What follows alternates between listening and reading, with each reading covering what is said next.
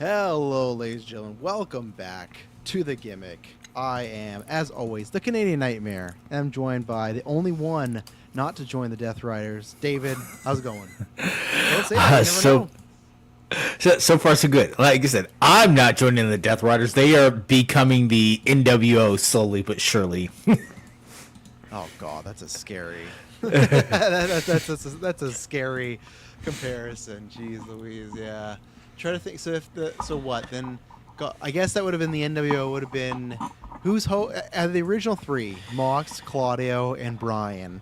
Who's the Hogan? Who's the Hall? Who's the Nash? I guess Mox is Hogan, right? Well, that also depends because you're thinking the original of like the BCC, like the BCC because the original Death Riders was Pac, Claudio, and Moxley. Right, because Brian wasn't in the Death Riders. So that's an even scarier comparison. Who is Pac out of the three? Oh my God! Pac has to be Hall. He's the one who was just that's there. what I was gonna say because I feel like obviously Mox is Hogan, Claudio I can see the Kevin Nash a little bit, and then Pac is just like the third guy. They got long black hair. They got long black hair. You know, so So as mentioned, I'll say the nameless right now. S Bubs, how's it going? Good. I was trying to think of a good. I was trying to do like something Meltzer related, like something Star related, but I think I'm just gonna go with. Let's see. Type this in Meltzer here. still's not dropped his rating. Yeah, I'm gonna go with the 4.2, a 4.2 star classic is what I'm gonna call it. Obviously, it's all subjective, right? You know, that's in all terms. I have a good friend from Ray who's used to podcast with Brent, and he has a vodka, and I always like to bug him about that. But it is all subjective. I will say, and we're going to talk about a bunch of stuff today. We're going to talk about the Sheamus news that just dropped today. We're going to talk about our Forbidden Door review, and then kind of some thoughts about AEW and All In, because it's kind of like SummerSlam. We're getting news as we go along. We're going to talk about SummerSlam and WWE goings on. So this will spoil my thoughts for one match, and it's a fine match, whatever. But Meltzer, if he gives, and don't get me wrong, I feel like I'm on the lower end of the Mercedes and My World match. I thought it was really, really good, but I thought, like Meltzer pointed out, there was some spots where I think you're always fine for like one or two, maybe botches or miscue. But when you get up to five, then I get taken out a little. But still, really good match, great showing for My World. If he gives the whatever they call that cage match, I don't know, does it have a name or is it just a 12-man cage match? Was that it? They don't have a. It was just a steel cage match. If but there's like some leaked copyrights for it. Like people think it's gonna be called like it's like Door of Death or something like that. It's the leaked copyright of it. Right. So if the Door of Death for some reason is 5 stars, then Maya and Sasha in his realm would have to be 5 stars. There is no way, and like that's somewhere again. I agree with people that Dave's definitely a lot more kinder than he was back in the like the 80s to 2000s. You know, like and even then, like people point out, like there was a time where like Dave wasn't giving anyone 5 stars because he just like hated wrestling and got into MMA and UFC. Yes. Like I think if people point out, it's like from like 2003 to like 2010 or something like that. He gives like period. 1 5-star match. And Angle has that's the always meme against him, right? That Kurt Angle has no 5-star match with like Shawn Michaels Angle 21. That's a fucking 5-star. I don't care what anyone says. But yeah, it's like just because like Meltzer, like it wasn't even that he was like biased against Angle. He just like didn't like wrestling during that time. He was just like forced to watch it. Where now he says all the time like, "Oh, wrestling's never better," right? So I can't wait to see it on the feud when it happens because I don't care what it actually is. But yeah, in terms of comparison, if the cage match gets 5 there's stars, all the conspiracy theories now. Like he gave it a low rating and like the editors pulled it because like they thought like he was gonna get like so many tweets and stuff like that's literally like the conspiracy that he like submitted like a 3.75 and like Brian told him he couldn't post it. It's like the conspiracy theory. Well, let him post it. You know, that's the thing. It's like I feel like that drives more traffic. Now this drives traffic because Mercedes is like tweeting along and having a good time with it. But like I feel that drives traffic even if it's 3.75. It's like okay, maybe he's in the minority, but why is he? But so the state of Mercedes versus Maya, we will talk about that match, and we'll talk about maybe Meltzer will drop it live there because he said he was going to do it like the next day, and but did you see his follow up? He said like, "Oh, I didn't have time to watch it, so maybe I'll watch it sometime this week." It's like you're just gonna keep like saying like, "Oh, I didn't have time this week. I'll do it next week." that reminds me, there was a critic I still listen to today. I'm a big fan of him, but he's a big Star Wars fan. and he refused to review the Rise of Skywalker when it came out. Just said, I watched it. I think a lot of people will like it, and that's it. And he wouldn't be on. And he was on a network. He wouldn't be on any of the podcasts. He ran a Star Wars show. He wouldn't say anything about it. He just was mum. And then he eventually talked about like 5 or 4 years later. But everyone's like, "What you gonna say?" And he's just like, "Oh, I think some people will enjoy it." And that's all it was. He chose the "if I speak" route. You know. There was also there was a podcast I listened to that it became a running bit that like at one point they were gonna review the Snake Eyes G.I. Joe movie, and then they ended up like canceling the review because like they just didn't want to do it. And then the bit became like at the end of every episode they would say Snake Eyes review next week, or like hype it up like we're finally gonna do it. And it would just like for like 3 or 4 years after no one remembered that movie, they're like Snake Eyes review next week, guys. It's happening. At the end of every episode. I should have stayed on Dylan and Taylor because they for like half a year had the Wonka thing. They're like, "Oh, we're gonna do Wonka," because Taylor's like, "Oh, I don't know if I'd be there Christmas Day," and I was like, "I will. You go."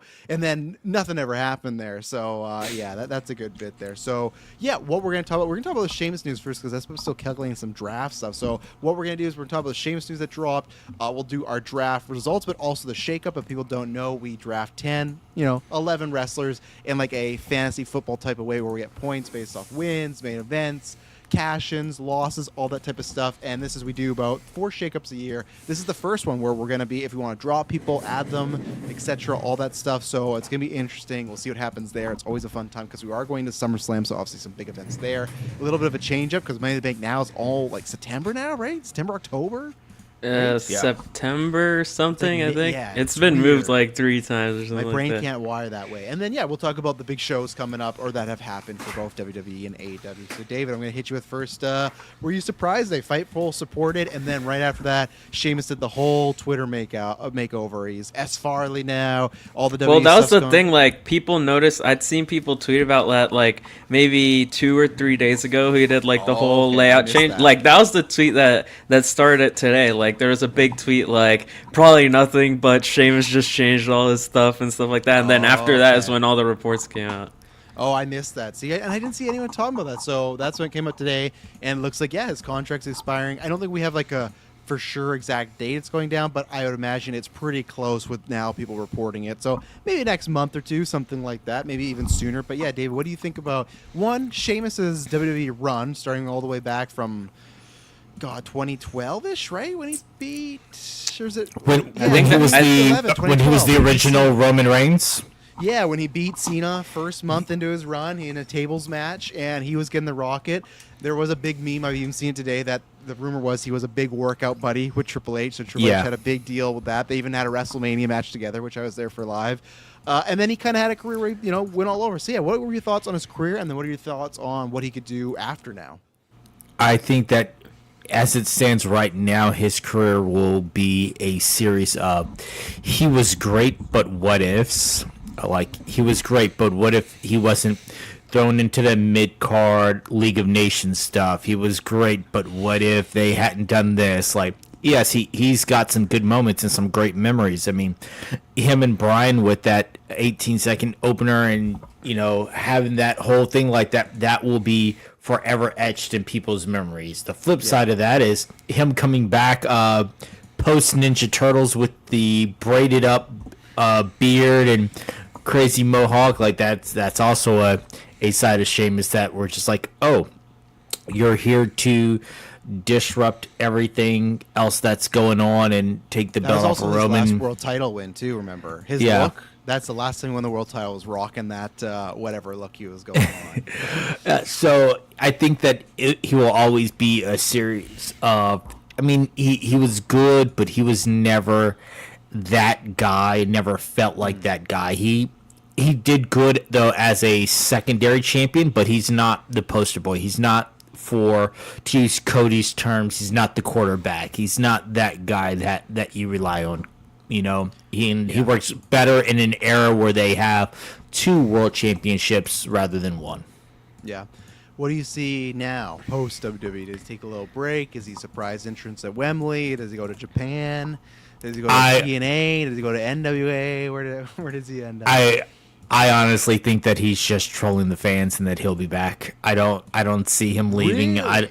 I don't see him walking away from the comfort. I don't see him walking away from the friendships with Drew and Rusev and everything else. So you think I this is think a Santa or I mean, Escobar they can still be situation? friends. Like, he was still friends with Rusev when Rusev was in AEW that whole time. Yeah, they but- would post like pictures and stuff, and like I don't think that's what's keeping him from leaving. But he knows he's not winning the world championship in AEW with the caliber of people that they currently have in the world championship scene. So why Ospreay jump? versus S. Farley? All Why jump over there when you have the comfort over here? You can take the time off. You can go home. You can go do all these things. You can go do ambassador stuff where they just send you to soccer games around the world, and you get to do all the fun shit that you love to do. In AEW, the most that they're going to do is send him to Jags games and send him to Fulham games. But Wow, like, I feel like you're discounting what TK might do with them. You know, you don't want them as riders.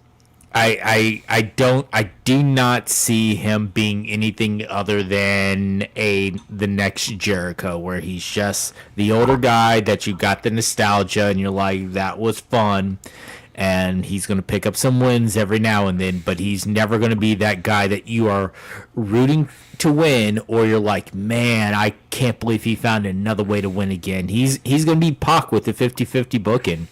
Hey, if he's Honestly, Jericho, my though, he take- gets one world title run though. I was gonna say my take is that I think Sheamus in AEW would be like Lashley, but with a higher ceiling. Because I don't think TK would be scared to put Sheamus, like, give him a world title match. Like Lashley, like, I don't know, he like 5 minutes before the match, he's like, I'm going out there and I'm shoot pinning your world champion here. Darby's taking a 3, right? Yeah. Yeah. Oh, gosh. Yeah, so that's my take. Like, I think he would get I think he could have he could get a tag title run with Claudio. He could win like a TNT title, a Continental title, and hold that for a bit. I think there's potential with Sheamus and AEW. God forbid ROH as well, though, too. Right? Yeah. He could definitely be like, hey, you can go anchor ROH for us for a couple months, you know? The other thing is he and his wife have posted a lot over the last 2 years about the freedoms that they've got to enjoy because of his career, and I think that will be a deciding factor for him to stay. Yeah, and the same thing, too, with that, because you're not wrong, even though he did get released this time, the same thing happened with Santos Escobar, right? His contract was expiring, he was out the door, and then they got him back, and then they did nothing with him, sent him to AAA, and then released him. So I don't think it's 100% done, but I think why it's going to be 100% done for me, why I'm 99% is just because I don't know what WWE wants to do with them. They don't even want to give him the IC title run, which I kind of understood when they were making it like a bigger title with, okay, Gunther has it, now Sammy. Now it's back to Penta. It's definitely the secondary title, right? Like, Sheamus could easily come and win it now. I do also wonder if he got, because there was tons of people that thought he was the one that took the pay cut, right? I don't know where that came from, but there was that rumor. Maybe that was the idea, though, of, hey, your next contract, if you want to it seems like they definitely offered him to be one of the people to take it, but it seems he wasn't one of the ones who actually did take it. Right, yeah, and that's where, again, all the eyes are going to be on The Miz now. But still, with Sheamus, it's like, okay, I don't know where he can go. What I would say is I think that he's going to go to AEW, but I think what they'll do is because somebody else, I think Bandito had one of these. I think Swerve had one of these. I could see them doing a 1-year deal, or they do sometimes it was 1.5-year deal. Or who did? No, Kevin Knight, didn't he have a 1-year deal? Kevin Knight and Tekla had 1-year deals where it was let's see how they do. And Tekla re-signed I think 6 months before her deal is up, and Kevin Knight was pretty much 1 year. He did his full deal, and then they re-signed him. Yeah. That's what I see happening with Sheamus is because I think there's tons of good 3.25 to 4.25. I don't think there's any 5-star classics for him in AEW, but you never know. I've seen people tweet about, sure, you throw him in there with Darby, maybe something magic's going to happen because Darby just gels with those big brute guys, right? But I think there is a year's worth of matches if he wants to work that way. Remember, though, he's also a guy that's had lots of injuries, so it might be another case of, I'm just going to do the cons, I'm going to do the indies, make my money there, and I'm happy. Maybe he comes back to WWE the rumor is fucking Baron Corbin's coming back. I don't understand that at all. I've said that before of I don't hate Baron Corbin, but it's Baron Corbin, Sheamus. It's clearly you keep Sheamus, right? But that's where it's like maybe Sheamus does that for a little bit, then comes back to the Fed.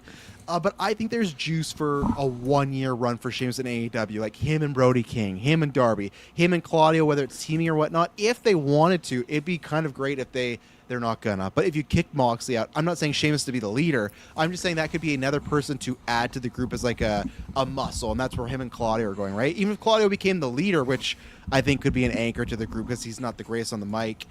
Maybe you just have Marina talk, which, that's iffy sometimes too. But I'm going to forget about it. Fuck, I'm so done with TK and Marina. The fact that she lost, she couldn't even be in the TBS, like, survival of the fittest. It's like, then Harley got eliminated in the match in like 45 seconds. I don't get it. Like, you cannot build a dominant monster, or heel woman or man. Doesn't matter. You can't build a monster if they just lose. We've talked about I it told you before. that's my S-Bubs told you that I said, like, if she loses against Tony, like, it's over for her, and then that's what happened. It was. I just thought, okay, maybe Tony. Because she would do singles matches, and it would all be DQs, non-finish. Like, she would never get a real win. I said the Tony match. That's like, if she beats her, okay, she's gonna push. If she loses, it's over. And as I said before, obviously Tony's gone. Somewhere we'll find in the future. But even if Tony lost that match, that would never have impacted her. She would have been completely fine. Where Marina would at least like given her a big win. So I still am a Marina Shafir supporter, but I've just given up on, like, I think it's over.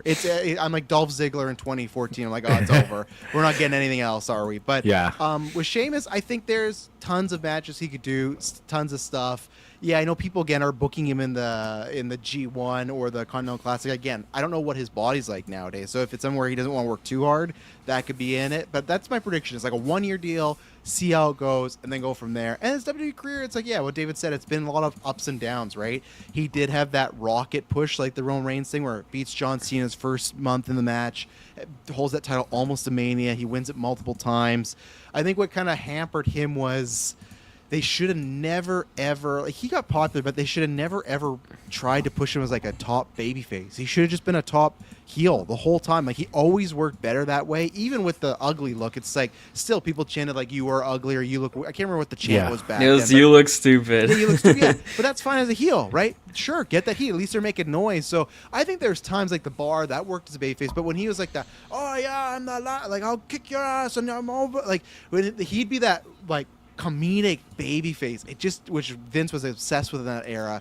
It didn't work when he went over to SmackDown. He was wrestling like Mark Henry and other people and Big Show. There was something missing, and that's where the 18 seconds that kind of crucified him for a little bit too, because Daniel Bryan was clearly the guy people wanted, but then Sheamus was the figurehead of, no, this is who you're getting.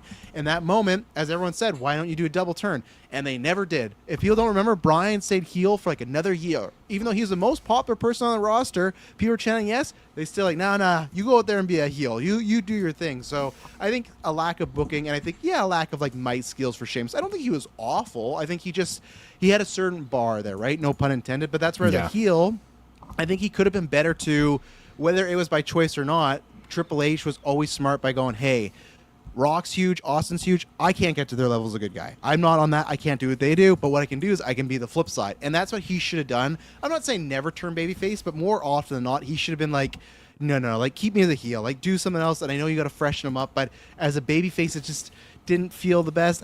Everyone was excited by when he had the Brutes, but obviously Pete Dunne, nothing happened there. Ridge Hall, and that all went down. So again, that was kind of stuff that was out of his control. So, and yeah, sure, he didn't win the IC title, but it's all right. He's a 3-time world champion. He had matches at WrestleMania with Triple H and other people. Like, he had a solid like B tier Hall. Like, if he stayed in WWE, he would be a Hall of Fame guy, but like in the B tier, not the first ballot, but like he's not headlining, but he is somebody who's getting in. Yeah, like if Coco Beware can be in the Hall of Fame, like Sheamus would be. He had many great moments, many great matches. Even this last year, like he had that great one with Rusev, I think, right? That was this year. Mm-hmm. That was last year. Was that okay? Because he's been injured since his last match would be Cena's last like match on Raw. Right. Okay. So yeah, that, and even then, which is so funny, he's a part of John Cena Edge's last WWE match. match. That's funny. But even the Edge match, that was tons of fun. That was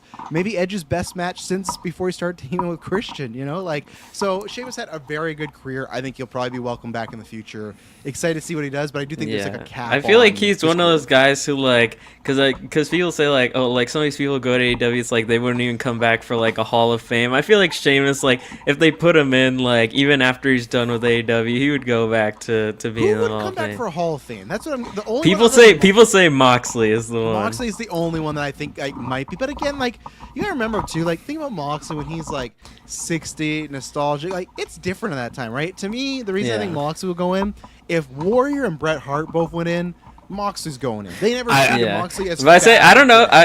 People say like I don't know. He wouldn't go in solo, but I think he would do it for the Shield. I think he would do it for his brothers in the Shield. I mean, he probably would. He probably wouldn't talk much, just be there to do the thing. But I think that he would definitely show up for that. Yeah, I think it's a cool thing to say. Oh, I'm not gonna, like Jericho's always said that too. Like, oh, if they ever induct me, I'm not going to show up. It's like, I don't believe you. I don't believe you for a second that's going to happen. And I think his is more like he likes to kiss Tony Khan's ass. Plus, he has this weird loyalty to Vince. Oh, you guys ousted my boy. Well, I'm not coming back and all this other stuff. I'm like, yeah, your boy was a PDF file. That's why he got. So we'll have to see what happens there. Espos, you talked about a little bit, but yeah, you think he's AEW bound? I think so. I think definitely. TK comes to you first. It says, let's say it's a one-time thing. Let's say I'm only having him in for one match, one special. Who would you pair him against? Mine's Darby. I agree with everybody. Darby's yeah, I would probably agree with that. Just because Darby is like very much like an AEW guy. Like if we could do one match, that would be it. Yeah. But I'd say if it's not Darby, then like.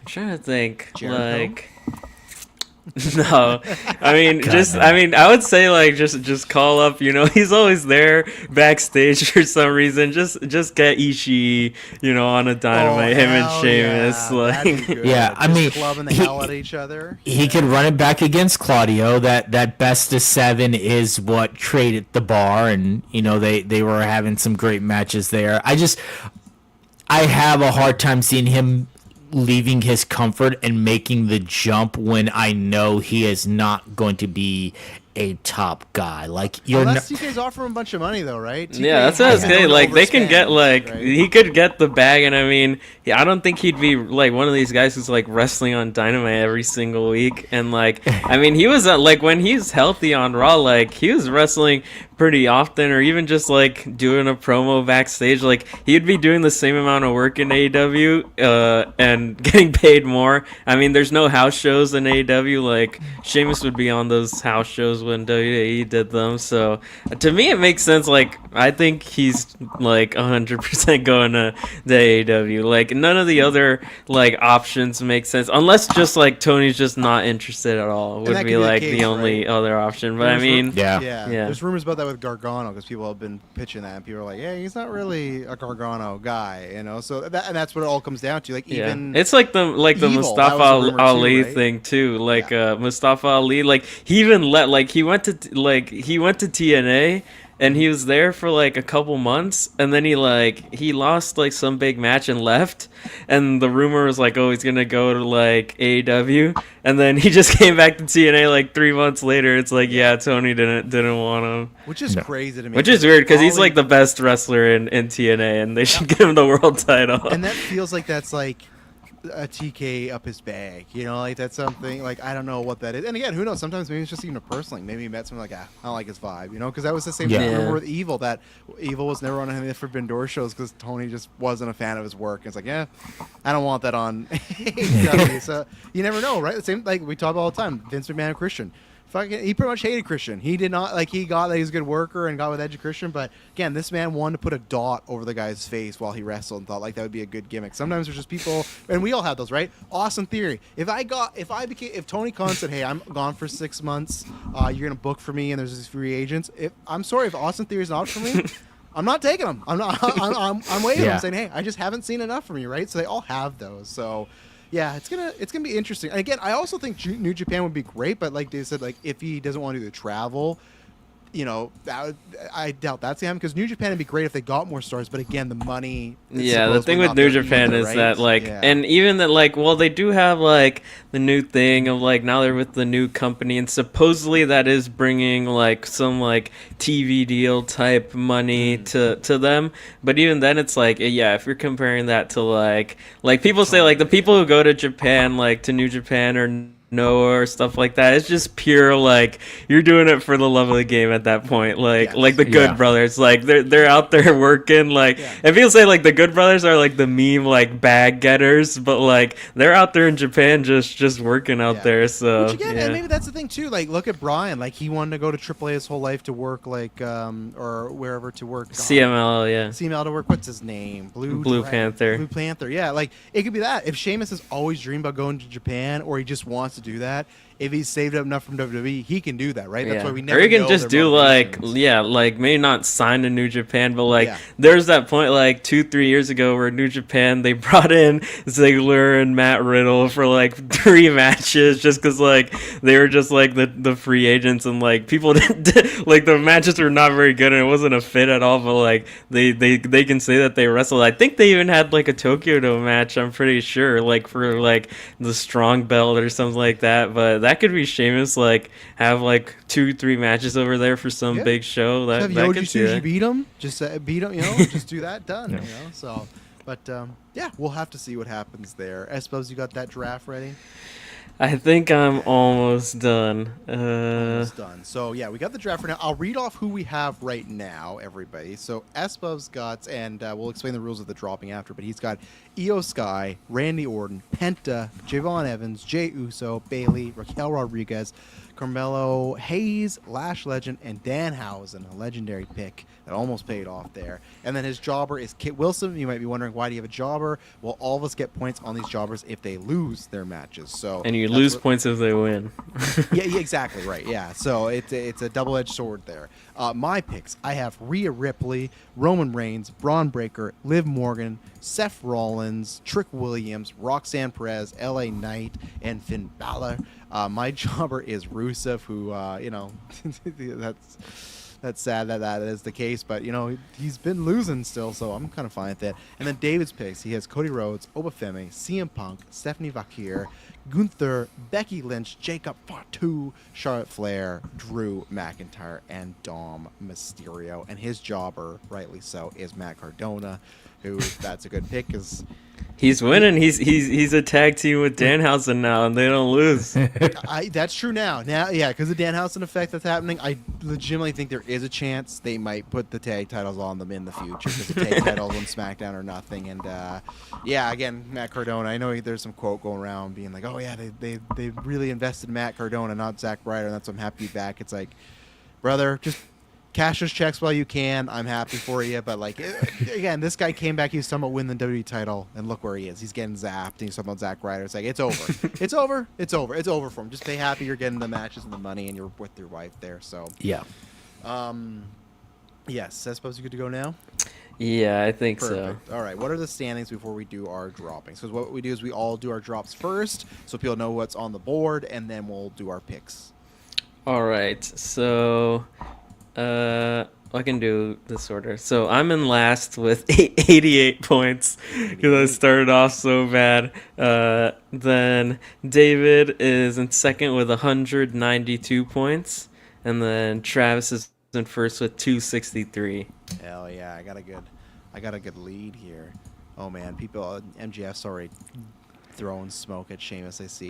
I forgot they got this interaction. Sheamus deleted all his tweets from it. I forgot about that. There you go. Have him beat him on a beach break part 2. Yeah. Okay, so what we're going to do, so Espa, the order is Espabs, myself, and then David. So Espabs gets to do his drops first. So Espabs, who, if anybody, are you dropping from your roster? All right. I think I'm dropping Lash Legend.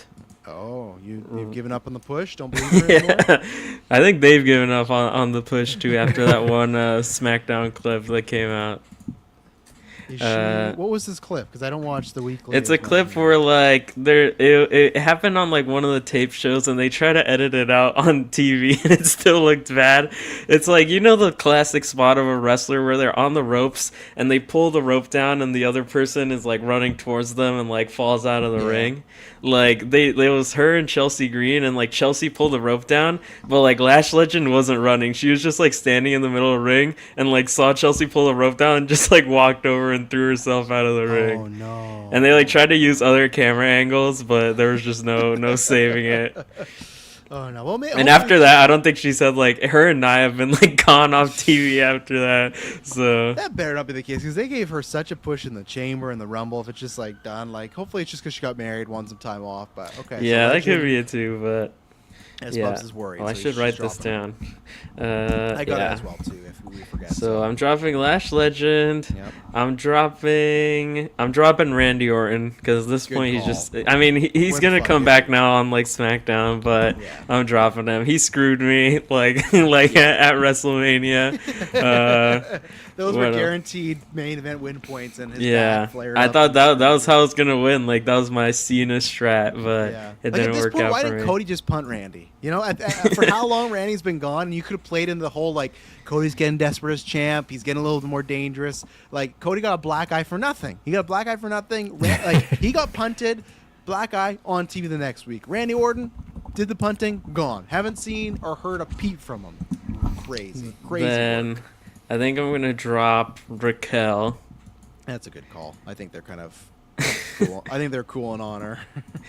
And I don't know, Danhausen, he's putting up numbers, I can't lie. Yeah. I think he might get you those tag titles in this calendar year. I think there's a chance, man. I think there's a high chance, even if they do like a multi-man like ladder match, I can see Danhausen on top of a fucking ladder pulling down those things. Like I really can. So. I kind of want to keep him. You know what? I think I'm gonna drop the warning shot man himself. I'm gonna drop Jey Uso. He almost became king of the ring. Why are you dropping Jay? I feel like, isn't he a good point getter for you? Not really. No? Like, I feel like, because there was Bloodlines. with the bloodline, he didn't random. wrestle for like That's fair. I Yeah. can see here there's like a stretch of like a full month where he pretty much didn't wrestle. They're all about the promos. Yeah, that's fair actually. Because before Bloodline, he was like a guy like That's why I drafted him. all He the was time wrestling like every week. Yeah. And then after Bloodline, he just became literally like the guy who stands behind Roman. We talk now. So okay, Jay's gone. So you've dropped 4 people so far. Is that it or one more? I'm trying to think, because some of these were like kind of bad when I picked them, but now they might have become good.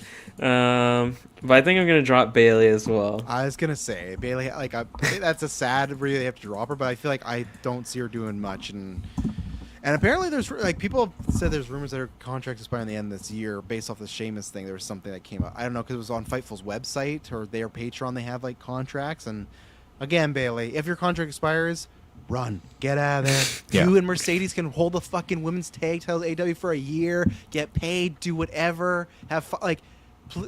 Do it. Just do it, please. They're doing nothing with you. It's over. It's done. Go. Wrestle Dream. The poster.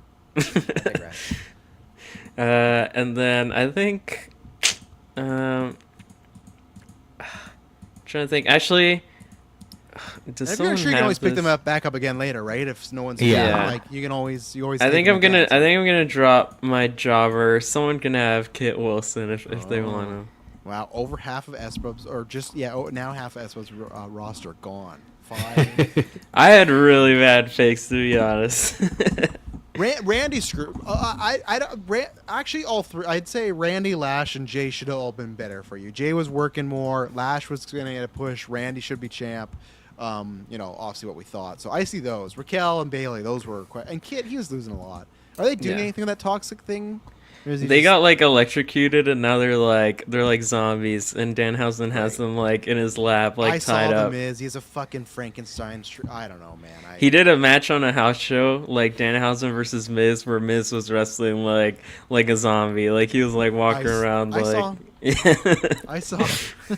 I don't know if that'll make TV, but it happened. I bet I could at least make a main event or something. But okay, so who do I got now? So Honestly, I don't know until when's the next shakeup? We're doing it before Money in the Bank, right? Like So, after, before Money in the Bank. like August fall-ish sort of deal. Yeah. So this might screw me because she might walk out on a SmackDown and say she's gone for 6 to 8 months, but I'm gonna keep Rhea Ripley for now because if she's around, she'll always be in the world title. And the fact they haven't stripped her to me makes me think it's just like an injury they're gonna work through and hope for the best. I'm keeping the big dog. He's taking me all the way. He's gonna be main event all time. We'll circle back to Braun Breaker, the male Marina Shafir. We'll circle back to Braun Breaker. I'm unsure on him. Liv Morgan, I'm keeping, even though it's been a shit run. She's still wrestling. Tricky Williams, I'm keeping. Seth, I'm keeping. I'm going to drop all these bottoms 3. I'm going to drop Roxanne. I'm going to drop LA Knight. I'm going to drop Finn Balor. Roxanne, she's just really she's just cooled off. I know she's wrestling, but I thought there was gonna be more with her and Liv, and maybe that might happen down the line. I know I've seen he's some gonna do the Finn Balor SummerSlam face turn, with our classic photo here. And if that's the case, I feel like I could pick her up again, down the line, right? In the fall. Right now, I just feel like she ain't cooking. LA Knight, it's over for him. I shared the thing to Discord 3 years ago yesterday. Triple H saying big things to those who come to wait. When I saw Jimmy Uso, I know that he cheated, but still, Jimmy Uso just beat LA Knight. Yeah, I do now believe those rumors that Triple H just doesn't like this guy. And then Finn Balor, same thing. I feel like they kind of missed. I'm not saying they can't reheat him up, but it felt like after the Dom thing and the Demons, okay, this is the time to, even if you want to get him the secondary title right away, but unfortunately he's on SmackDown where Trick Williams... God damn. That's what says the Damian Priest, Cody Rhodes watching. What is Cody watching? Sami Zayn and Kevin Owens. Yeah. Well, that's an oldie but a goodie. But no, I think they missed the... like the Sheamus thing, they missed the bandwagon again on Finn Balor, where he was finally heated up again, and now he's just a guy. What is he? What's his last? He's feuding with the Tama, right? Tongas now. Yeah. Yeah. All right, brother. So I You're keeping Logan Paul. What'd you say? You're keeping Logan Paul. The remaining member of the division. Yeah, you did. I have Logan Paul. That's your last spot.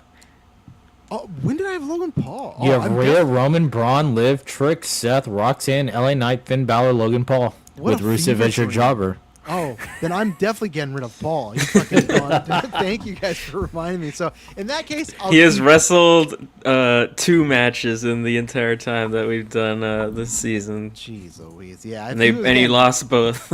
He was wrestling more when I got him, but I'll keep running in that sense. I don't think.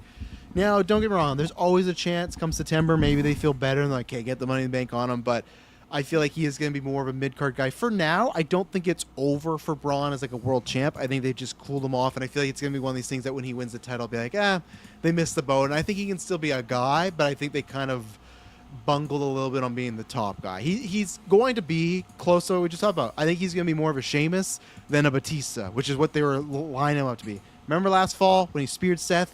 And that fucking grainy photo of him with that world title was going around. Everyone's like, this is the guy. It's gone. It's the meme. Yeah, Oba took it from him. So, yeah, I'm dropping Logan Paul, Finn Balor, LA Knight, and Roxanne Perez. Going to keep Rusev. I think, unfortunately, I'm not trying to say bad stuff. I don't know how much longer Rusev is going to be around in WWE, but I think as he is, he's going to keep losing. I could see him being a part of the next cut. So, I don't want anyone to lose their job, so I hope not for his sake. But I think he's going to just keep losing. So, I'll keep him around there. So, David, the floor is yours for your drops. All right, so I am going to drop Drew McIntyre. Mm-hmm. I'm going to drop Becky. I'm nervous about their utilization of her. She can always win that world title at any point, though. That's the thing. Yeah, that kind of has me on the 50-50, and you know what? If I swing around and she's back available, then maybe I'll get her, but I'm so iffy. And then she does talk a lot, though, right? I suppose, did she get much points for David? I feel like she does a lot of promos. Let me see. I just deleted it.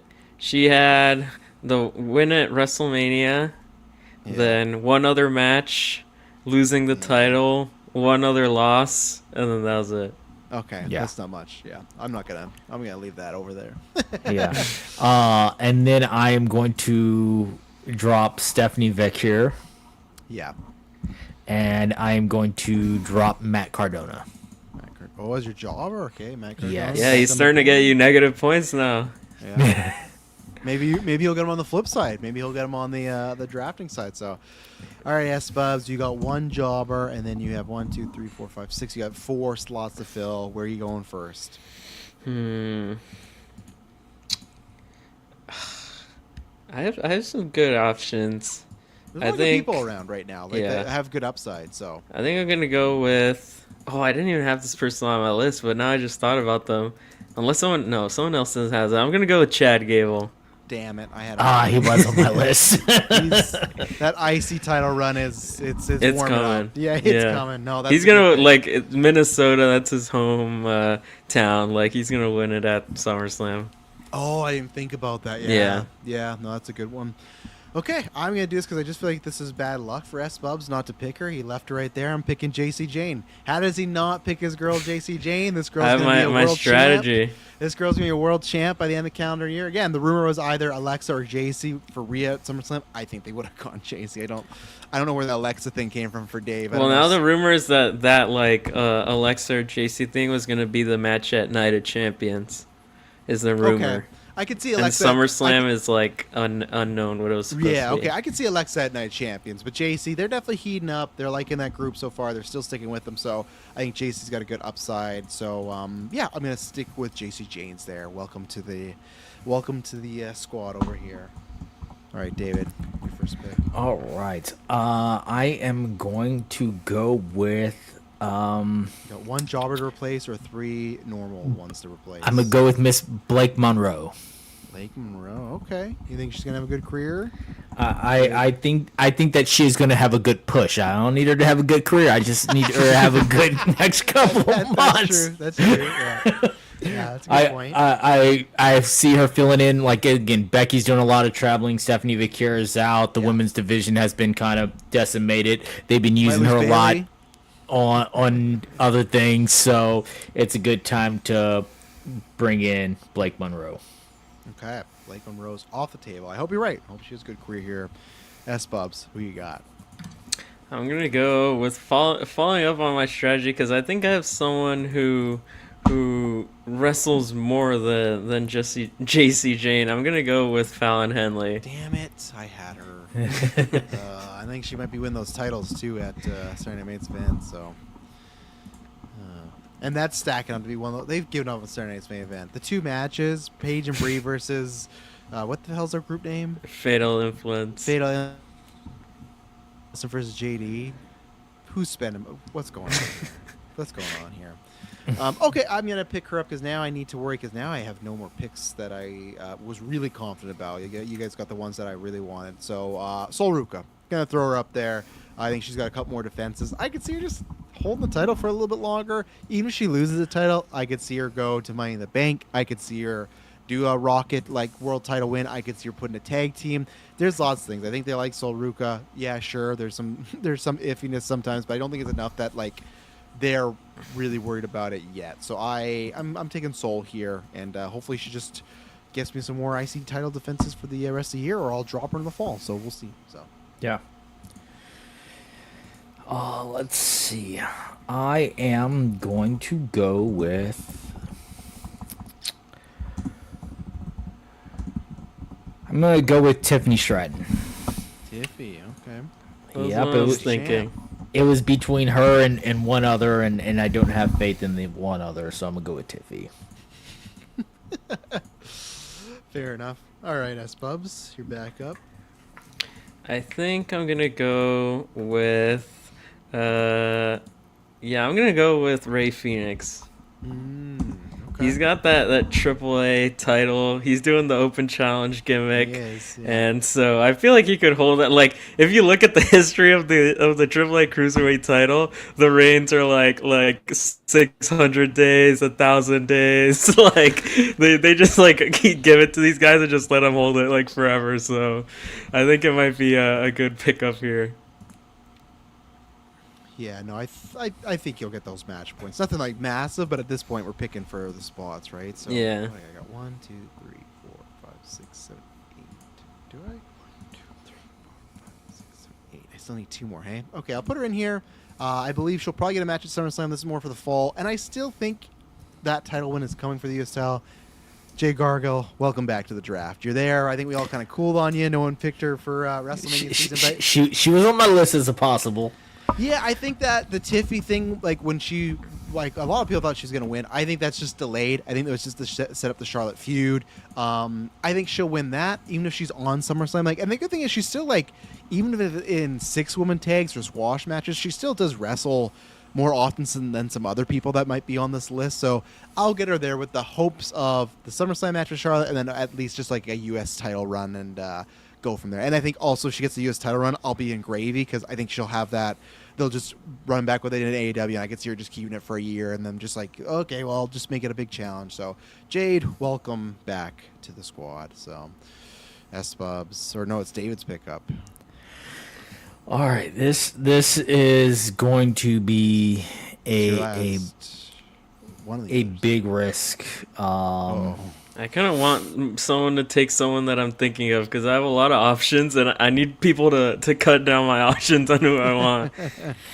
I do have a lot of options, so this one is going to be a big risk. I am going to take Mr. Bishop Dwyer / Baron Corbin. Oh, Jesus Christ. I guess you get those points if he makes that return, right? So Baron / Bishop. Damn, I didn't even think about him. He would probably just be Baron Corbin again, I feel like. I think so.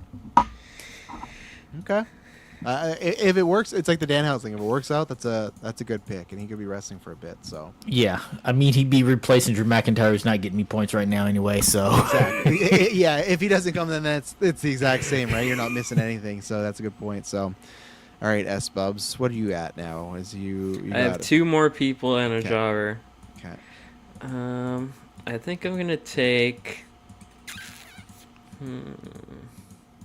I think I'm gonna go with Montez Ford. Damn it! He was on my list of impossibles. So because he's doing the tag stuff, but they're still kind of giving the mini singles push where he'll wrestle singles matches occasionally. So he's definitely the star of that tag team for sure. That was my, and I only need one more. I'm not gonna pick this guy. What the hell is Ethan Page up to right now? He was on my list, so I don't know if I should tell you what he's up to, but I thought about him. Yeah, no, I'm not gonna pick him because I don't know. I just feel like they go like we got the Miz and we're good. I'll say I have 1, 2, 3 people on my list that no one has brought up at all. I'm gonna practice what I preach. I feel like he wrestles a lot. And I'm going to go, this is the 10th pick, and I'm going to go for this is just going to be purely, no matter, unless it goes very well, this guy is likely going to get dropped next draft. I'll just say that right now. David dropped him. I'm going to take Matt Cardona because I'm going to ride. I legitimately believe him and Danhausen because like the tag titles are a perfect title for Danhausen to win, right? Singles, they might go, I don't know, tag, even if it's for a month. Like I could legitimately see even SummerSlam them doing a multi-tag, and that's where they give Hausen like I gotta ride what I preach, and and again, like you said, he's been winning lately, so I'm going with him just with the other people I could pick. I feel like those pushes could come later. They get me the single points. I legitimately believe in the now from Money in the Bank. I will know if he's winning the tag titles or not because I feel like if he hasn't won it by September, then I could drop him, get rid of him. So I thought about promoting him to my main roster. So that's a good one. I swooped in. I pulled the TK Eric Bischoff. I threw out the money. Matt Cardona's like, I'm in. So yeah, welcome to the team, Matt Cardona. So I am all done with my guys there. So David, all you have left to replace now is your jobber. All right, now this one is a hard one for me because there's a couple of people I'm just like they are legitimate losers. But you need someone who's a loser who loses a lot. It works a lot. The thing because you can pick someone who loses and they don't wrestle that much. Yeah. And on that note, I am going to go with Austin Theory in my jobber. That's a good pick. Yeah, that's a good one. He'll get you those points. There you go. All right, S-Bubs, now the floor is yours with all your drops, so finish off your roster. I think I'm just going to be safe and going to take Laney Reed as my 10th spot. just to have both covered. I mean, it gets me double points if they're doing tag stuff. I had some other options that I can say now. Like I had Royce Keys as one of my options. Yeah, I did too. It's just I just don't know what they're doing with him. Like I just go back and forth. I mean, rumor is that like it's him versus Jacob at SummerSlam. I just don't buy it. Like I'd be down for that match, but I just feel like it's gonna be that thing where we heard like Io and Asuka, and then like it's a SmackDown SummerSlam. Like that's like that, I just can't buy that. But Then who else did I have? I had like Priest off just like he's also like just in tag team winning stuff with Truth. And then the last one I had was just either Paige or Brie. I didn't know which one I really wanted to take, but I also feel like once like they lose the titles, I don't really know what exactly they'd be like doing on TV every week. Especially Paige. At least Brie has the Bellas, right? But Paige, like, I don't know what's gonna happen after she loses those. I really don't know. So yeah. And so I still have my jobber. I'm just gonna go back to my classic before Kit Wilson. I'm gonna take JD McDonough. He was my other jobber choice, so I get it. He's gonna be losing at Saturday Night's main event, so that's some PLE jobber points. Yeah. It was between Austin Theory, JD, and I was gonna coin flip between B-Fab and Michin for my jobber. Right, those are good picks too. Yeah. I'd say B-Fab and Michin, they're undefeated since turning heel. They're like 5-0 or something like that. Wow, look at that. There you go. So good thing you didn't pick any of them, Dave. Yeah. So. Okay, so the new list now. S-Bubs has Io Sky, Penta, Javon Evans, Carmelo Hayes, Danhausen, and newly acquired Chad Gable, found Henley, not Henry, that's someone else, Ray Phoenix, Montez Ford, and Laney Reed. And then his jobbers JD, McDonough, and then my picks are Rhea Ripley, Roman Reigns, Braun Breaker, Liv Morgan, Trick Williams, Seth Rollins. My new additions are JC Jane, Sol Ruka, Jade Cargill, and Matt Cardona. And my jobber still remains as Rusev. And David's new roster is Cody Rhodes, Obafemi, CM Punk, Gunther, Jacob Fatu, Charlotte Flair, Dom Mysterio, and then his new additions are Blake Monroe, Tiffany Stratton, Baron Corbin / Bishop Dreyer, whatever the hell his stupid name is, but Baron Corbin, and then his new jobber is Austin Theory. So yeah, we're going to SummerSlam. And none of us have the current reigning champion on our list. I thought one of us did because I looked up this morning, like, wow, no one has Sammy, because I thought, if I have Sammy, I got to drop him. I got to drop him quick, and we don't. So that's funny where that shows how confident we are, and we'll start there. We'll start talking about WWE and some SummerSlam and some Raw coming up. So obviously, last week, Sami Zayn won the WWE Championship in a very shocking fashion, and now it seems like he could lose the WWE Championship this Monday in a very non-shocking fashion. It would be shocking more if he retained. There's just always a chance. They got enough main events because none of us picked Brock. You could always have Oba and Brock main event run tonight, right? And then Roman and Seth another. Yeah. But, I mean, that would be if you drafted Brock, I could say like that would be you'd get like 20 points off the main event, and then that's probably it could be his last match, so that could be only and even before Money in the Bank, I don't think he'd even wrestle again, so you could just drop him after that. So someone could have picked him, I guess. Before they did this whole CM Punk or like the Cody versus Sammy on Raw thing, which again, I don't care. People break it down. Makes zero sense. It's a SmackDown title. Other than being Chicago, why isn't it on SmackDown? I digress. When the speculation was, is Brock going to win the title? Brock was definitely in my sphere of like, well, if he's going to win the title and work Oba in a main event, I'm definitely going to add him for those 2 boosts, right? But it looks like that's not the case. We'll circle back to Brock and Oba in a second. But yeah, Sammy won the title on SmackDown. Jay and Cody first. Cody won. So it looks like Cody's going to win, in my opinion. It's his 4th reign now, right? Is it 4th or 5th title? Yes, it would be 4th. Yeah, they're getting him ready to overtake Cena. But Espo, what are you thinking about all this with the prevailing theory that Cody's going to beat Sami Zayn and then CM Punk's going to show up on Raw, do the stare down, point at the imaginary SummerSlam sign, and that's what's going? Do you think that's happening? Do you like that? And if not, what I think there's 2 routes. I think obviously the one route is what you said, like Cody wins, he beats Sammy, Punk comes out, stare down, like like you said, point at the imaginary SummerSlam sign, and then that's gonna be the match. But then the other option I have is like if Punk comes out, like, say, like, to open the show, like, say, don't want to get the CM Punk chance the whole night, like, how is that? Like, if let's say the show starts and he comes out and he does a promo of, like, I want the title, so and so, like, I was gone for this reason or whatever, like, would that change? Like, to me, that would change, like, now I think Sammy has, like, some chance of retaining, of, like, maybe not Punk, like, screwing Cody, but just to be, like, it wouldn't be as certain to me for some reason. Like, if Punk came out of the start of the show. I think what you could do in that sense, that not that he screws Cody or Sammy, but you could do that and be like, oh, and I just talked to so-and-so and I get a title match, and he could be on commentary during the match, and that's how you get the shenanigans one way or another. If that's the only way Sammy could win, is like, let's say Cody gets in his face, vice versa, CM Punk accidentally does something. I do think it is the former where it's just Cody beats. It is the meme of the John Cena Ray thing, and that was night of, so not even the same week. But I think that's how you could do it. CM Punk comes home, but I think they want that Cody wins, and then crowd might be not happy, pop for CM Punk, and then again, I don't know what the fuck they're doing to Cody Rhodes. Heel Cody again. But he's not going to be a heel. They're not. They're just going to set him up to be booed and like disliked. It's like, man, he's getting a very similar to Cena, like a very bad babyface run, more mid Cena. Beginning of Cena was fine. Cena's like character changes kind of sunk him, but they're just putting Cody in these John Cena, Randy, like they're putting him some really bad spots that I don't know how he's. He says like, oh, it's not a home game. They're not giving you lots of home games anymore, brother. Like at least the international markets are still. But what do you think though is if you have to say what's going to happen though? Those are your two scenarios. S-Bubs, what's the S-Bubs select? What's the end of Monday? What's happening?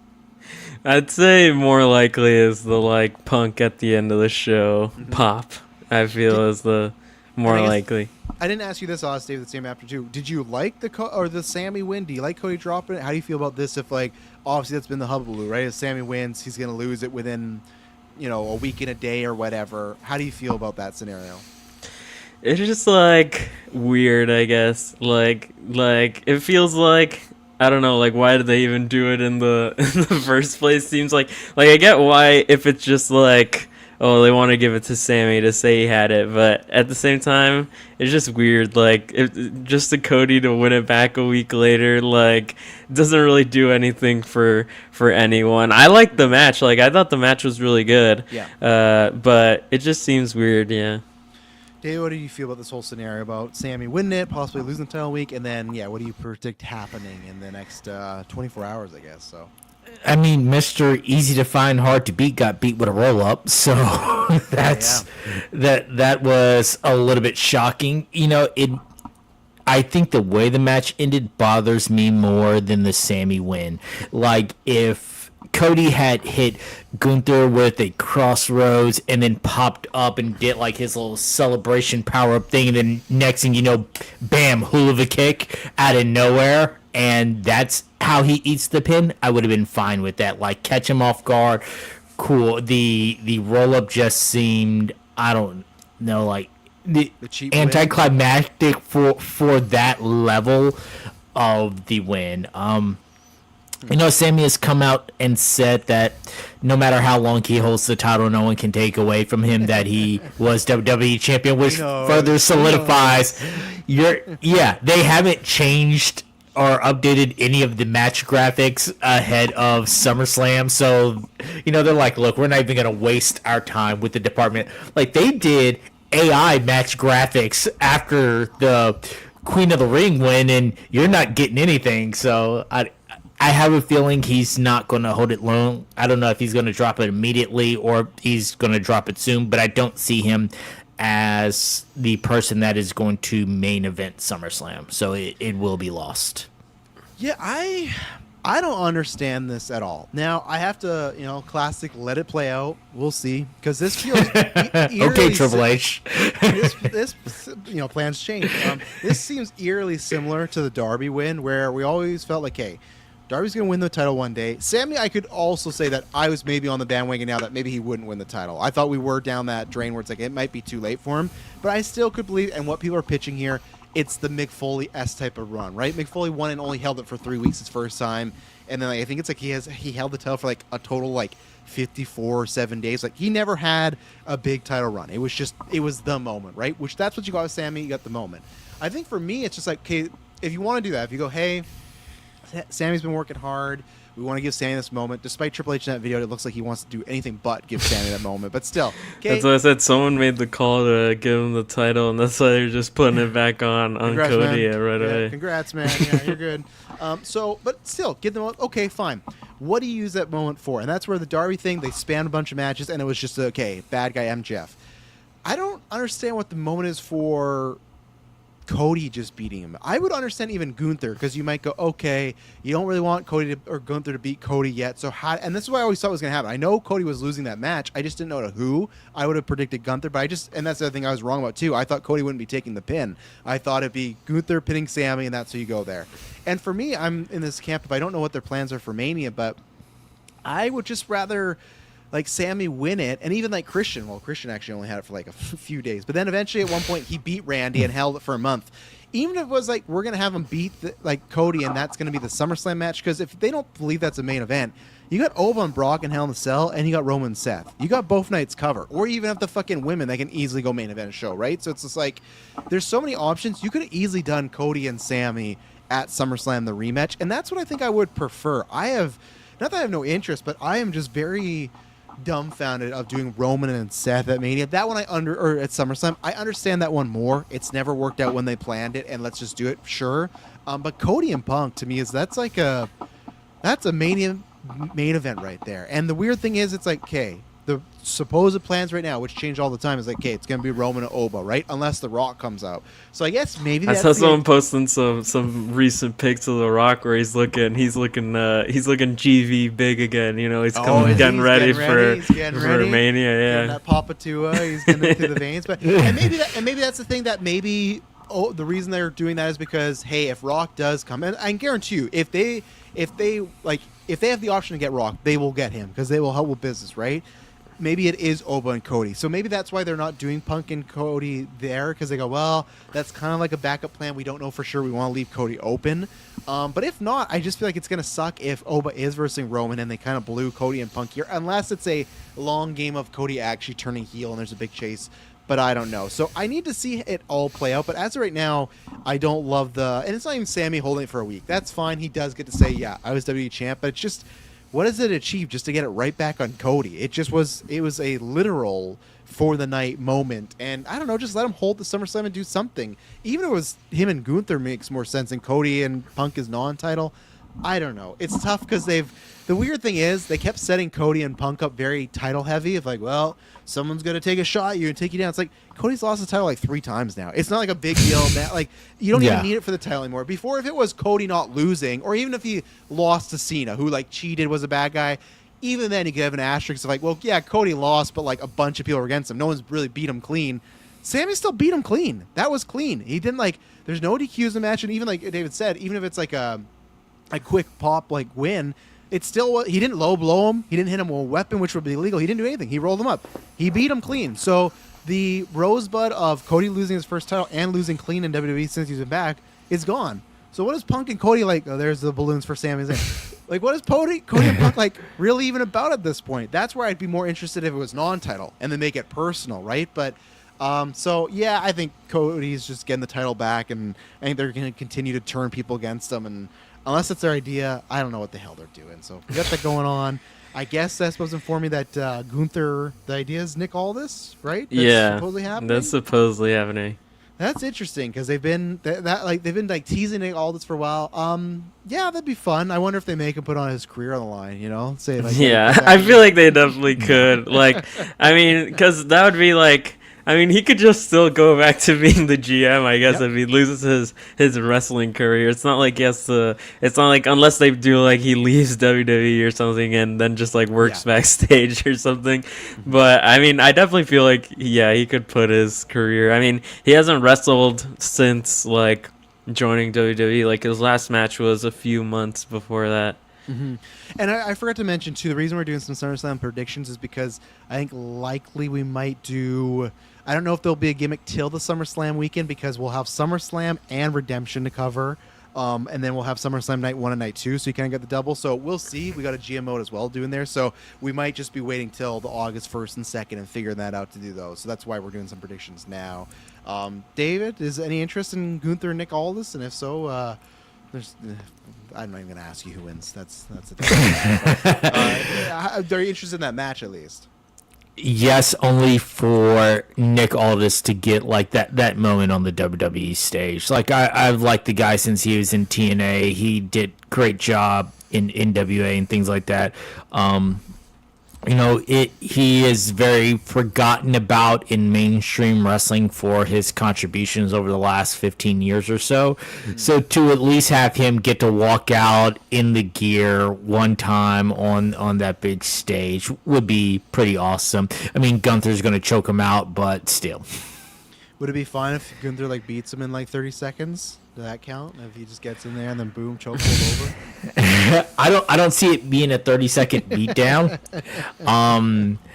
I would match. Get ready. And then just... I could see it being a situation though where they have a couple of minutes, good 5 minutes of back and forth before Gunther just absolutely decimates him at that point, and takes the handcuffs off and goes all Super Saiyan and just whops the floor with him at that point.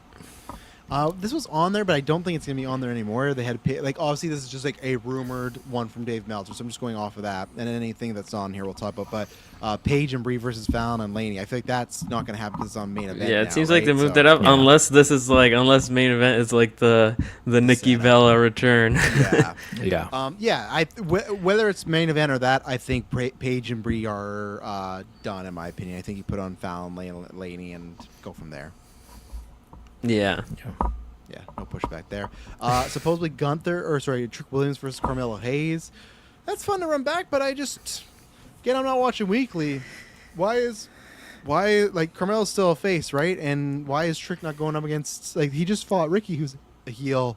I don't know. That feels a little odd to me. I know the match, they have history, so they can play off of that, but I don't know why they just don't. I guess they want Trick with a worker, but still, there's other heel workers out there, so I don't know. I just would assume Trick wins, and I don't think that's a good spot for Carmelo either, because Trick is just so popular right now.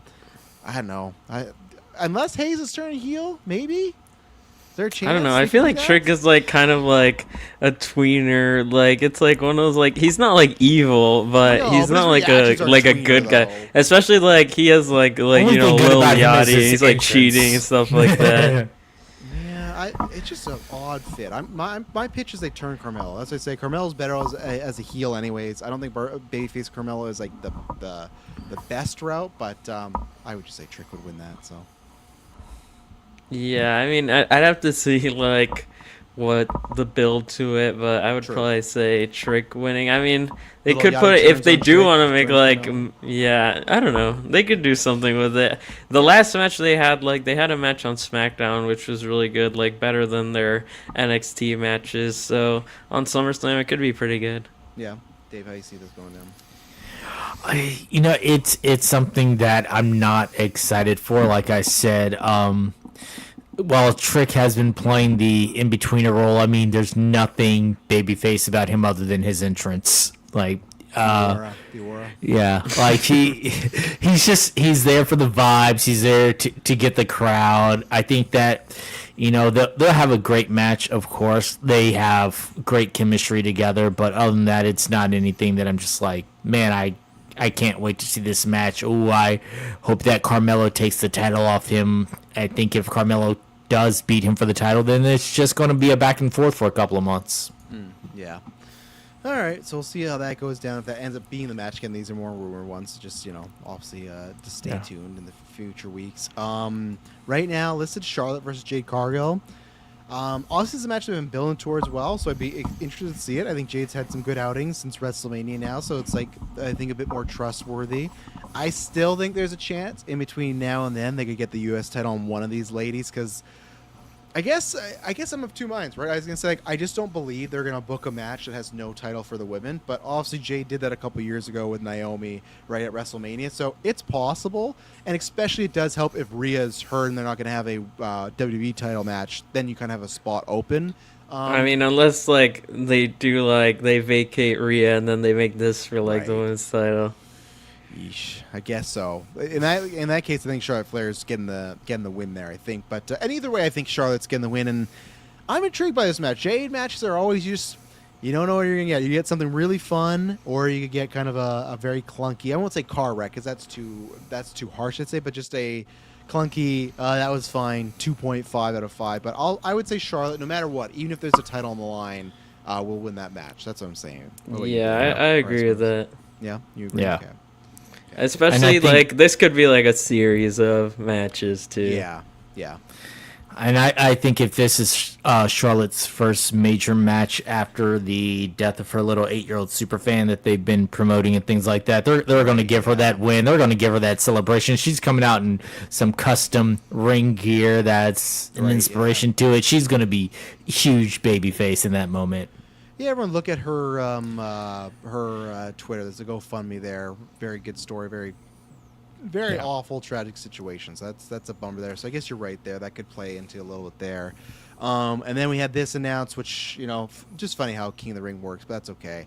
Oba, who won King of the Ring, beat Jay. Just like we talked about, who they going to challenge? Well, I guess because we were like, well, Oba can't win because that means he has to have a title match at SummerSlam, right? On Raw. I'm going to forego my challenge. Okay, so that's gone. We got Brock and Oba, Hell in the Cell.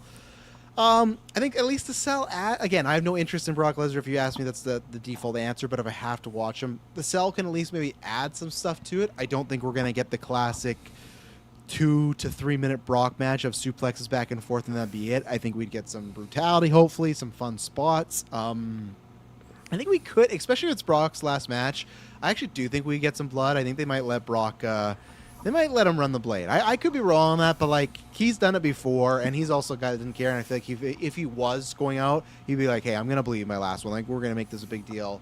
I think obviously Oba wins. I think there's a chance this could be really good, but I also think there's a chance it could be really monotonous and just kind of boring, I feel like there's a chance where like this match is like 45 minutes long, where like Oba is like falling down and Brock is just like punching him and like walking around the outside of the cell. Yeah. It's gonna take place over for Triple H, and Shawn Michaels is the worst Hell in the Cell of all time, which I'm a big defender of. It's funny, WWE posted that on their YouTube like a couple of months ago or weeks ago.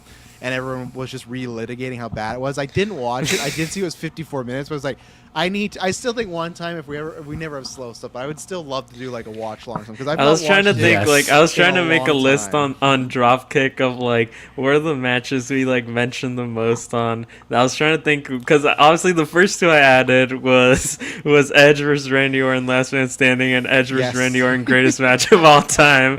Oh man! So I was trying to think what would be other matches. That definitely won the Shawn Michaels Triple H Hell in a Cell. I was trying to think other matches we like always bring up for like dumb reasons. I should try to set up. I'll see this year what we got planned, but maybe one time in the future for Extra Life, if we said where the boys gotta go eat, and we could make that a segment where, because that'd be the perfect time where we got time to kill, and we just sit down and watch one of those long ass matches, and then the boys can join too if they want to. Yeah, but yeah. Those are two good ones. Yeah, Edge and Randy, and then yeah, I gotta start thinking of. But yeah, seeing Triple H and Shawn is one that's just.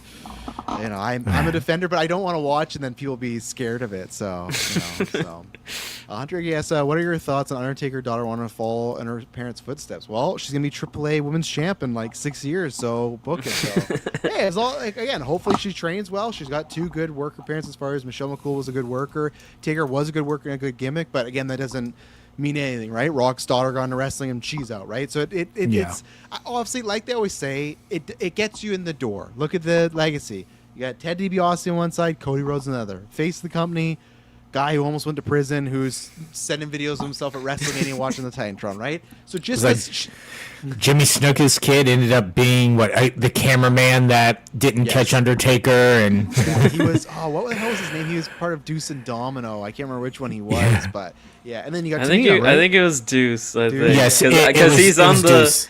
He's on the Bloodline family tree, I'm pretty sure. Yeah. Great, yeah.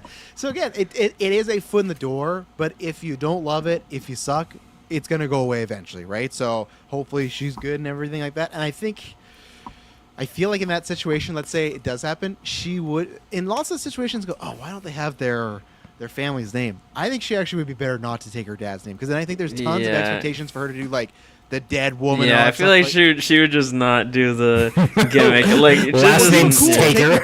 Take McCool's name. Like take her mom's name. I think that's the better route. Like unless she really, if that's her pitch of like, Dad, I really want to carry on the gimmick and I want to do the Thunderbolts in the eyes, then sure. I guess I just think that's much tougher. That's for anybody. Not even if you're just her. Like fucking look at Mordecai. Do you know who Mordecai is, S-Bubs? Yeah, I do. Yeah, he's a guy that's set up to be the next Undertaker, and then literally they were planning a SummerSlam match. Undertaker got back to TV. They're like, "Hey, this is who you're working at SummerSlam." He said, "No, I'm not doing that, brother." Then the next SmackDown, they had him lose to Rey Mysterio. They sent him back to OVW and repackaged him as Kevin Thorne. Literally, Undertaker. And I remember because I was still younger. As a kid, I was like, "Oh, I cannot wait for more." That's what I see people saying. That's like, as a kid, Yeah. I thought like Mordecai was gonna be like the greatest thing of all time. 100%. So I seen like the vignettes is what I've seen. Yeah, he's like where a he had, white shaded Undertaker and had white the Undertaker. ECW vignettes. He's coming and all this other stuff when they were doing the big relaunch of ECW. And then Undertaker shut that shit down. Was like, no.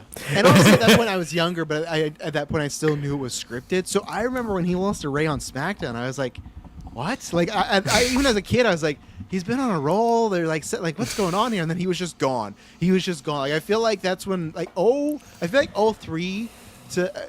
I think 03 was the time I started getting the dirt sheets because when Undertaker, this is going to sound dumb, but when Undertaker got buried alive by Vince McMahon in 03 as Survivor Series and they had Kane do it, and Undertaker was my guy. The character's still my guy. I was all in the dirt sheets of like what they doing, where is he coming back. I remember reading Paul Bearer was coming back. So 03 was like my time of starting to get into it. So 04 I was like starting to smarten up more, and it's like, why is Mordecai losing to Ray? And then he was just gone. And then when Kevin Thorne popped up in 07, it's like, this guy looks like Mordecai. And he had like a living vampire gimmick, and he had Shelly Martinez with him, who was always like, she was dressed very sexy, and she wore this big push-up bra, and they got blood on her bosom, so her boobs were like covered in blood.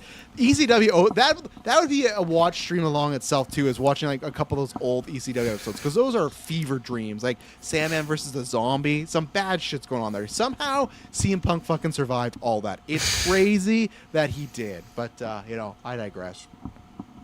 Where were we? Oh, we're talking about Hell in a Cell. It just wins, right? Wins. Yeah. Yeah. It's a third match. Like he's already lost to like. Yeah, it's like Ova just wins. To me, it's more interesting, how long this match goes. I mean, because it's like, I feel Hell in a Cell, it's like, you obviously want it to be like this epic, long match. But at the same time, like, you can make it epic and not have it be 40 minutes. Like, they can do a 20-minute Hell in a Cell and I'll be happy. Yeah, exactly. Just make it a car crash one. Just that they're slamming each other's steps, everything very fast. We don't need the Oba and Brock selling for 20 minutes and stuff. Yeah, or they'll just like break the cell and like fight. I was about to say, I want them break through one wall and then break back through another wall. Like I want this to be a full on, Big E style, big sweaty man slapping meat. Like I just need you guys to just go hard for like 10 minutes and that's it. Yeah. So we're on this weird path. Io Sky won the Queen of the Ring. I actually did not watch that match. I missed the first two, and I still got to go back. Well, I saw the cage. I missed that one. No, I missed them both because I still didn't watch Oba and Jay, and I've just heard don't watch it. So I'm not concerning myself with that. I heard this match was like, I've seen mixed things, like it was good to like all right. Obviously, this is a case we'd heard before that they were going to do more Liv and Stephanie, and it seems like whatever Stephanie's got going on, that injury's worse. So we got her. Apparently, it's like visa issues now as well. Too? I think like Brian Alvarez said, like she's supposedly good, but it's like visa issues now. That's happening in both companies right now. Like a lot of people. Yeah, I forgot who someone said that's like it's the worst it's ever been right now for the visa issues. I wonder. But anyways, so yeah, we got this. Again, like, I'll say this. If Liv Morgan loses, I'm being hyperbolic, one of the worst title runs. I'll say of the 2000s, one of the worst title runs ever for a world title, men or women. Win at WrestleMania, really do nothing, sit around backstage segments, interviews, goes and win the Queen of the Ring, loses it to Io. I don't think she is. I think they're going to keep her. But man, since WrestleMania, because we remember that before WrestleMania, there's so many people, there's reports about, they want to give her a big push, right? At WrestleMania Live, like they want to cement her. And you look at something where she was already established, but you look at something like when Rhea Ripley beat Charlotte, after that, megastar. Like all just going up, stocks. I thought that's what they wanted to do for Liv. I think that's what they're trying for. The Liv thing always seemed like some people really wanted that, and then some people didn't really care. 100%. And that's where it feels like the people now that are like booking her charge, like, Liz, like, and there's a lot of people online that feel a way about Liv, that she's just like lots of steps down, right? I don't necessarily feel lots of steps. I don't think she's in the same stratosphere as like Rhea or Charlotte or even Becky, right? When she's at her best, but I think she's a solid like B. I don't want to get her with the B+ player thing, but like in the tier ranking, she's there. She can be an A on some nights, but she's mostly a B. But I thought, okay, this title run, maybe they're going to get her to that A. They didn't. I feel like if she loses this, I feel like almost at any point if she loses this title, this didn't really do much for her. So I don't know where I am. I think Liv will win it, but I don't. You don't think we're getting this with Roxanne? Putting Io's foot on the ropes in the match. No, I think it's possible. I'm like a 60-40 for Liv winning. I also just think Io could win because I feel like lots of times in both companies when it's like, we didn't like that last person as champ, or it didn't work out, put on someone that we know can carry. Look at Io. Io's someone you know can carry. So you just go to tried and true method. So I'm a little, that's tough. I'll say Liv for now, but I'm not feeling good about it. Now I think I've dropped to a 55-45. But yeah, I don't know. What about you, David? I'm hoping that Io wins. I'm nothing on those Liv deniers. Nothing about this Liv title run has just been like, oh my god, this is amazing. They're doing great stories. They're doing great character work. None of that. It's just been there. I could see a fun thing where if they continue to have Rhea with the title and then Io wins the other title, they have the good coming back, have fun, and then they could have just like a nice little friendly against each other later on. Like there's so much more you could do with that, and I think there's so much more you could do with Io holding the title. I just don't know if they would go that route because they seem to have this incredible faith in Liv and her character work that is more than the faith that I have in it. Fair enough. All right, Aspubs, how do you see it going down? Yeah, I'd say I'm more on Travis' side of it could go kind of either way depending on what the story is. Because honestly, the thing with the Roxanne turn and stuff like that, the turns always take way longer than people think. People will be 100%, fantasy booking something that happens a year later. So for that, I mean, it could even be they do the tease of the turn at SummerSlam. Yeah. She's about to do something and then doesn't do it, and then Liv retains. So if I had to pick a winner, I would say Liv for now. But like I said, going up to it, they're heavily teasing Roxanne. Then I could see Io winning. Mm-hmm. Okay, so we got. So with Rhea, we don't and this is what's interesting. I feel like nobody scoops wise has even been on top of this at all, right? There's not even there's been no reports about it. Yeah, it's not it's the MRI or they're hoping to heal. There's been nothing. Just she's gone injured. We'll figure it out. If she's back, I feel like they're just gonna do her and JC because if Charlotte is busy, unless they could always do, I could see them doing Charlotte, Jade, and Rhea if it's the MJF thing where Rhea's good to go, but not 100%, and that could cover her injury-wise, and Rhea could still get the win. Or same thing, they could take it off her.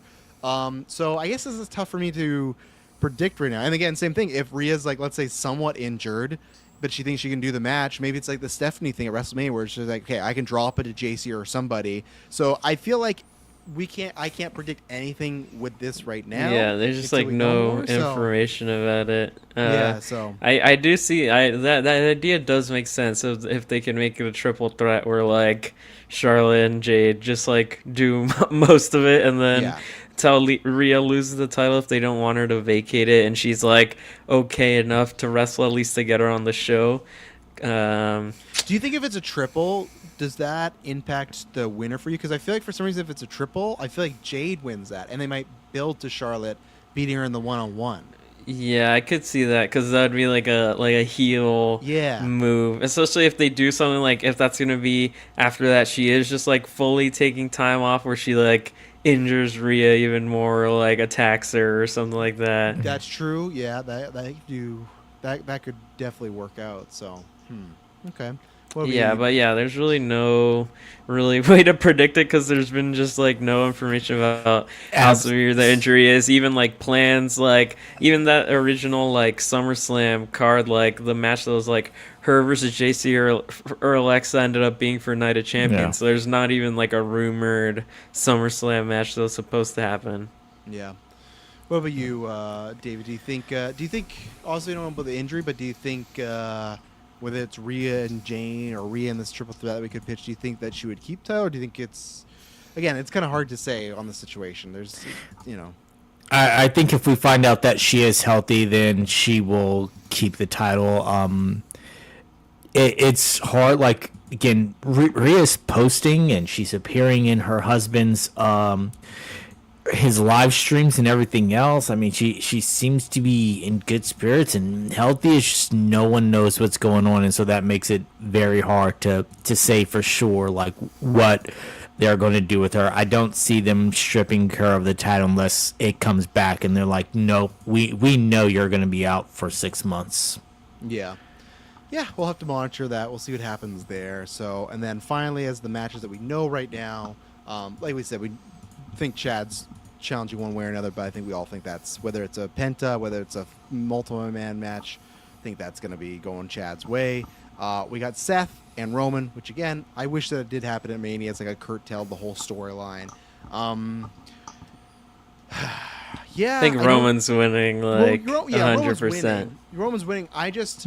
I'm curious what they're going to do with this match. If it's going to be acted as this is going to do, we're one last big, because they're not actually had too many big single matches, but still.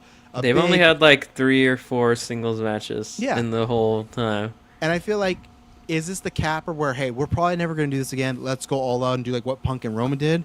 Or is it going to be like the memes I see, like fucking Zilla Fatu and that type of stuff, right? Like, is it it could be both, where they're going all out, and then the finish, like, Seth's hit like 15 stomps on Roman, and he's going to hit like a shooting star top rope stomp on Roman to finally beat him, and then Black Hoodie comes out, Samoan Spike, Roman spears him. Jesus Christ! I see that, and that's why there's 2 paths. I guess there's 3 paths. There's both, right? But I feel like it's either, is this a match that's going to progress Bloodline 4.0 storyline, or is this going to be the capper of the Shield storyline?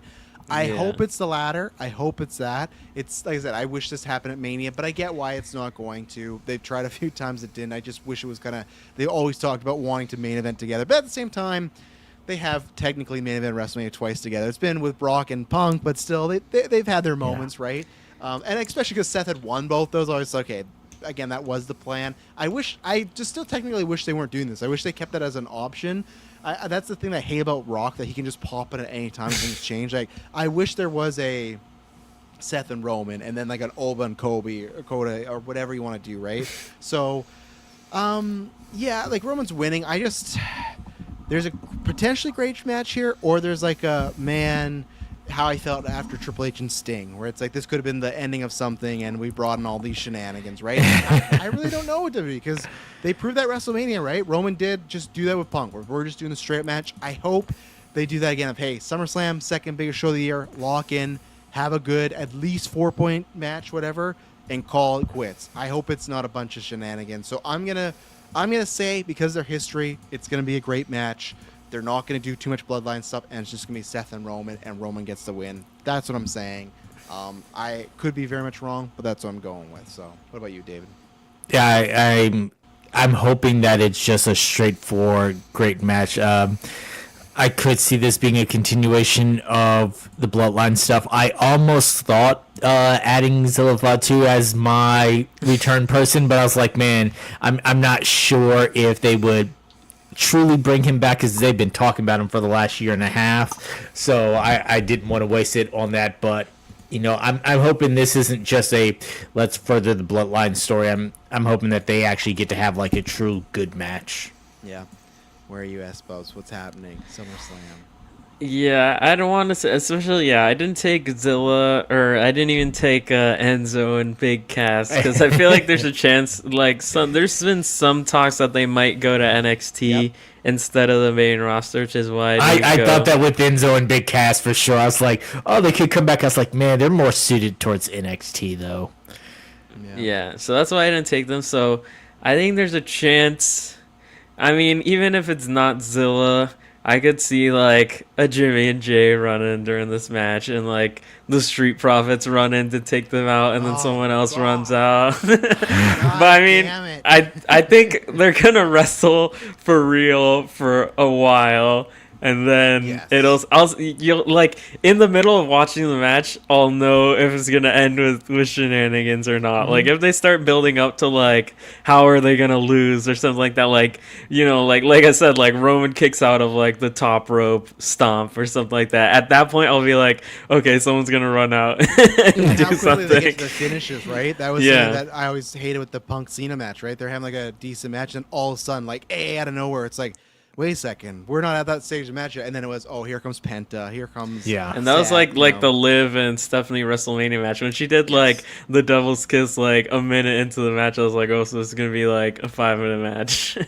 So I agree with you. We'll kind of know after the first act, so we'll see what happens there. And then, so if this were to happen, which I think we all predicted that, we didn't talk about this actual aspect. Let's say Cody Rhodes wins on Monday, beats Sami Zayn, and then the stare down. David, I'll start with you. What happens with Cody and CM Punk? One, I'm going to tell you, they're on night one, by the way. Roman and Seth are going to have too. Because, again, show me a show where Cody's going to main event over Roman. Just saying, it hasn't happened yet. But, yeah, what do you think happens with this? Is this a big match and Cody's going to get the win? Is there a big moment here? Does CM Punk get the win? Where are you on this? If Cody wins on Monday, I do not see him immediately dropping the title to Punk at the next PLE. Unfortunately, I like Brock Punk. did in WrestleMania 17. He beat Angle at No Way Out, and then next month he's beating Austin. It's possible. Yeah, but that was during that early 2000s hot potato era. Like that's what AEW's doing right now. That we're gonna get to. Yeah. AEW's like Tony watched WrestleMania 17. Is like, oh, we could do that. We could get there. But yeah. I don't see them doing that just for that reason. Now if they end up finding a different way to make it, would I like to see Punk have one more run with the actual WWE Championship? Yes, of course, because I'm a huge CM Punk fan. Do I think it's likely? No. I think it's more of, okay, we've given you a World Heavyweight Championship run. We've given you WrestleMania main events. We've given you, your special entrance. We've done all this other stuff. Like we've made good on your return, and now we owe you nothing. It's back to the big dog. And again, though, I agree with you, other than barring injury, right? Because Seth being injured is why Punk got to get that run, right? That was not Punk's run, and that's how I always said either Punk was going to get a Mick Foley, Darby Sammy, like, oh, he'll win the title for like a couple weeks and lose it, or because of injury. And that's, I think, the only way where I think he'd get the WWE title is, hey, we got no one else, Punk's popular, put on him, and he can at least carry it, right? And I agree with you, because I just don't know. I know that's going to be the big speculation, and I think they might tease Cody and Punk doing, like, dastardly things, but I just don't see any match ending with, like, a low blow, and I really don't want... Cody cheats in all his big matches now. Like, he's going to low blow Punk, and it won't be a heel turn. Like, he'll just do it. But the thing is, Punk will do it, too, I think, right? Because he did that to Roman. So that's where I think there's not going to be any... I feel like that's going to be all speculation is who's going to turn.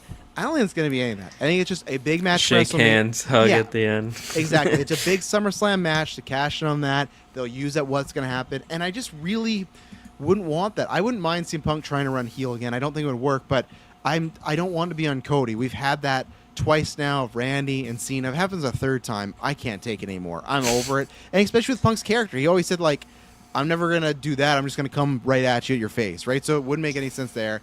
And with Cody, I still, amongst his bad booking, I still think it is, like, too early, right? I still think they should, if they ever get there, save that for the Roman era. If we get Roman and Cody 3, I think that's when you should pull that trigger.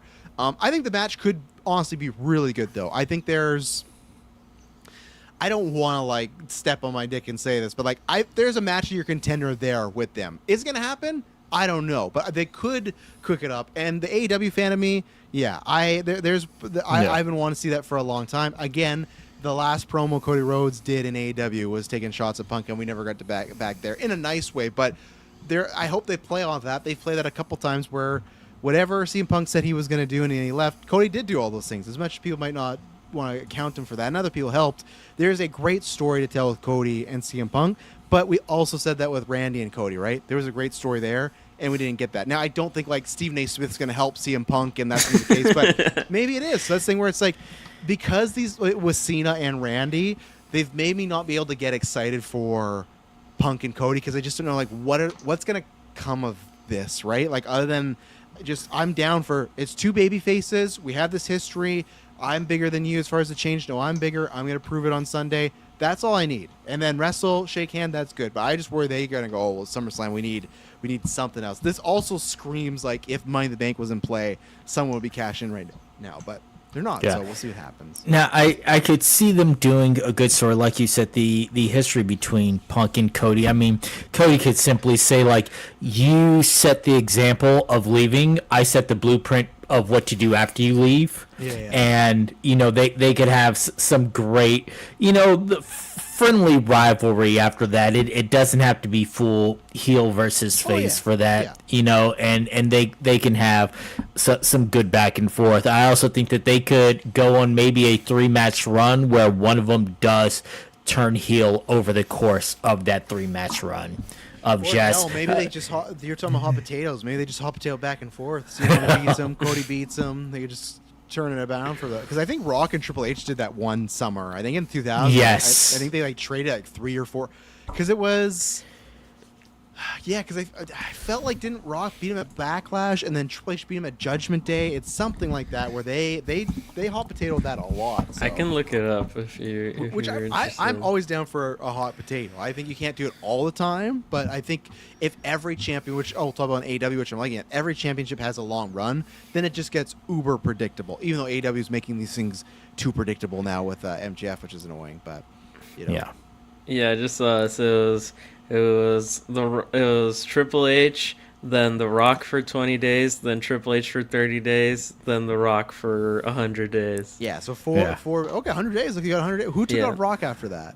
Kurt Angle. And that's when and then Rock. And then Kurt Angle dropped it to The Rock, and then The Rock dropped it to Stone Cold. Yeah. And then back to Kurt Angle, and then back to Stone Cold, and then to Jericho, the 2-night win. So yeah, there you go. Is there any matches we didn't touch upon that are even rumored or anything for SummerSlam? I don't think so. Right? I think that's pretty much all. You were just reading off like the one that was from Meltzer. Yes. Yeah, exactly. Yeah, that's just a rough guideline right now. Obviously, all those things could change. We've talked about injuries and whatnot, but just an idea, and just in case we don't do predictions, which I don't know. Like I said, if we will, because we got the 2 nights of SummerSlam. So yeah, I'm trying to think anything big that's like could happen. Like there's usually always some multi-man match where that be like for the IC title or some of the mid-card titles or tag titles, stuff like that weren't on that leaked lineup, because that lineup was like maybe like 8 or 9 matches, and supposedly there's gonna be like 14, so 7 on each night.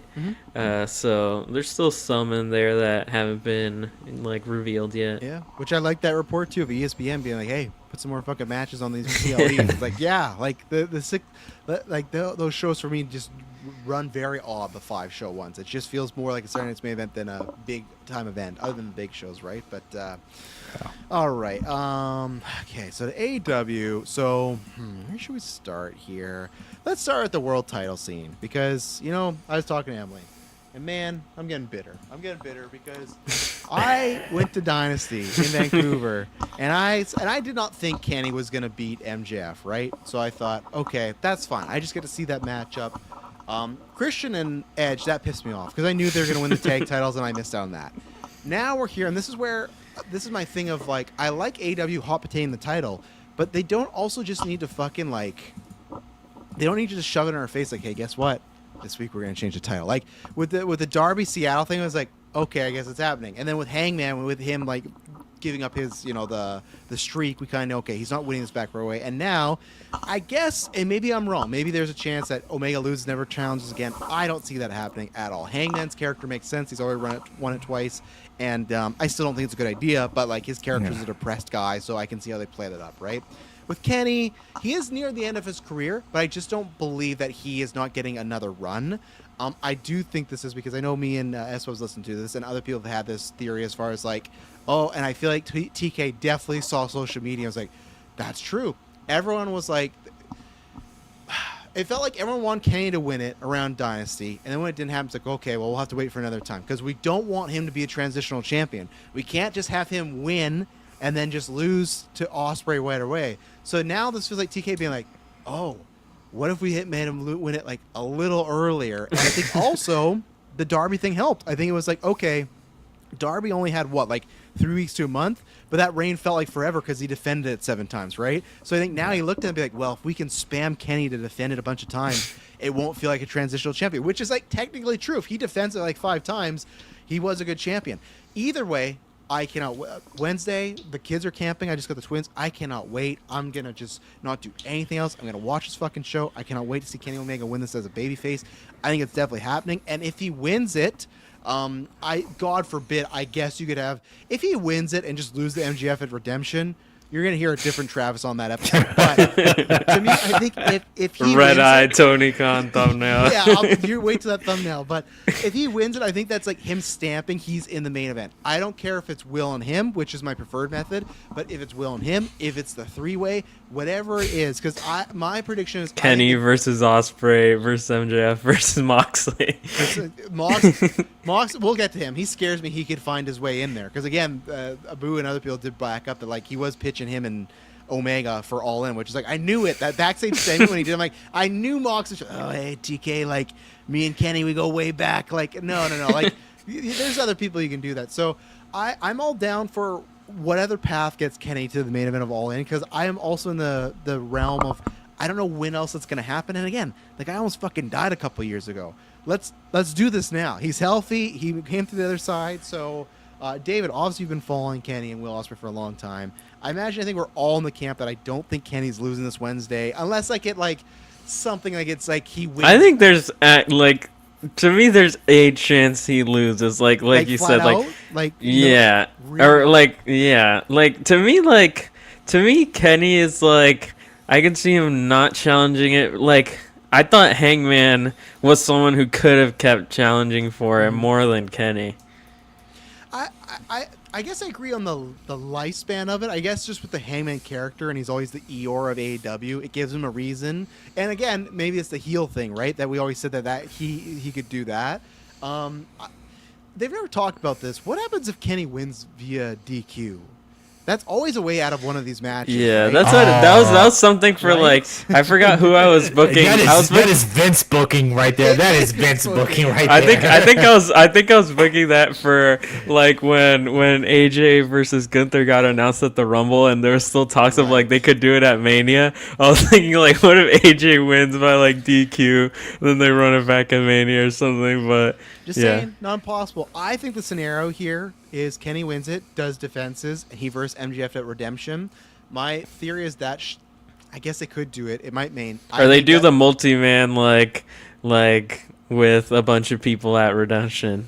And like Kenny retains for like MJF was like about to win it back or something like that. And that's how he claims that he can get a rematch. I think it's either that, it's a situation where like MJF has a pin and the ref's down, or it's a situation where they do a match and MJF like got screwed some way. Or they double pin or something. Yeah, a double pin. Or even if it's a one-on-one, I could see them doing the time limit draw. They could easily do that too, right? Of like they could market as, hey, winner of this match. I guess that's the question for this match too. What if you time limit drew on? Because I mean, I feel like they're gonna go pretty long in this.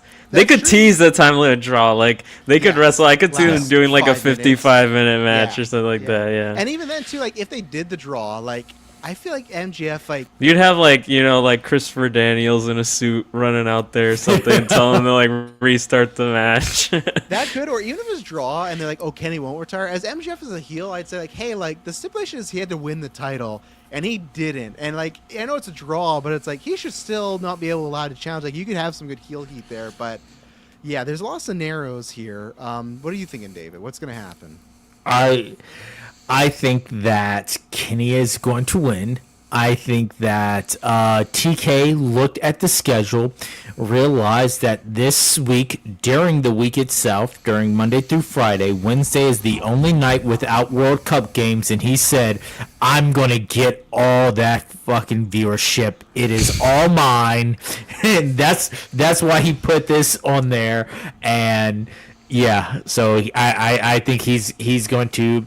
You can't bring in all these viewers and then end with a disappointing, shenanigans finish or a dusty finish. Like, have all this weird stuff, because that's going to, if you're bringing in all these new viewers, that's going to put a bad taste in people's mouths. Does like a World Cup game like end right before AW, something like that? No, there's no Wednesday matches. So I don't know if that means everyone's going to tune in that they're missing the World Cup, though. No, but that is a perfect time to do it, because you're not going against anything. Yeah. Like, that was the problem that I was saying that Monday has. Monday, you're going up against Team USA's match at the exact same time. Like, your viewership is going to be low, and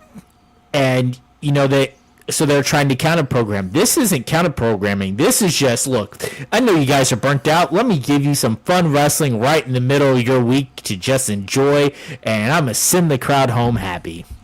So if that happens and it'll make us happy, do you think where are you right now, David? And I'll even ask you S-Bubs after too. Like, where are you all in the main event? Who are the wrestlers? What is the combination of 2 or 3? What is it?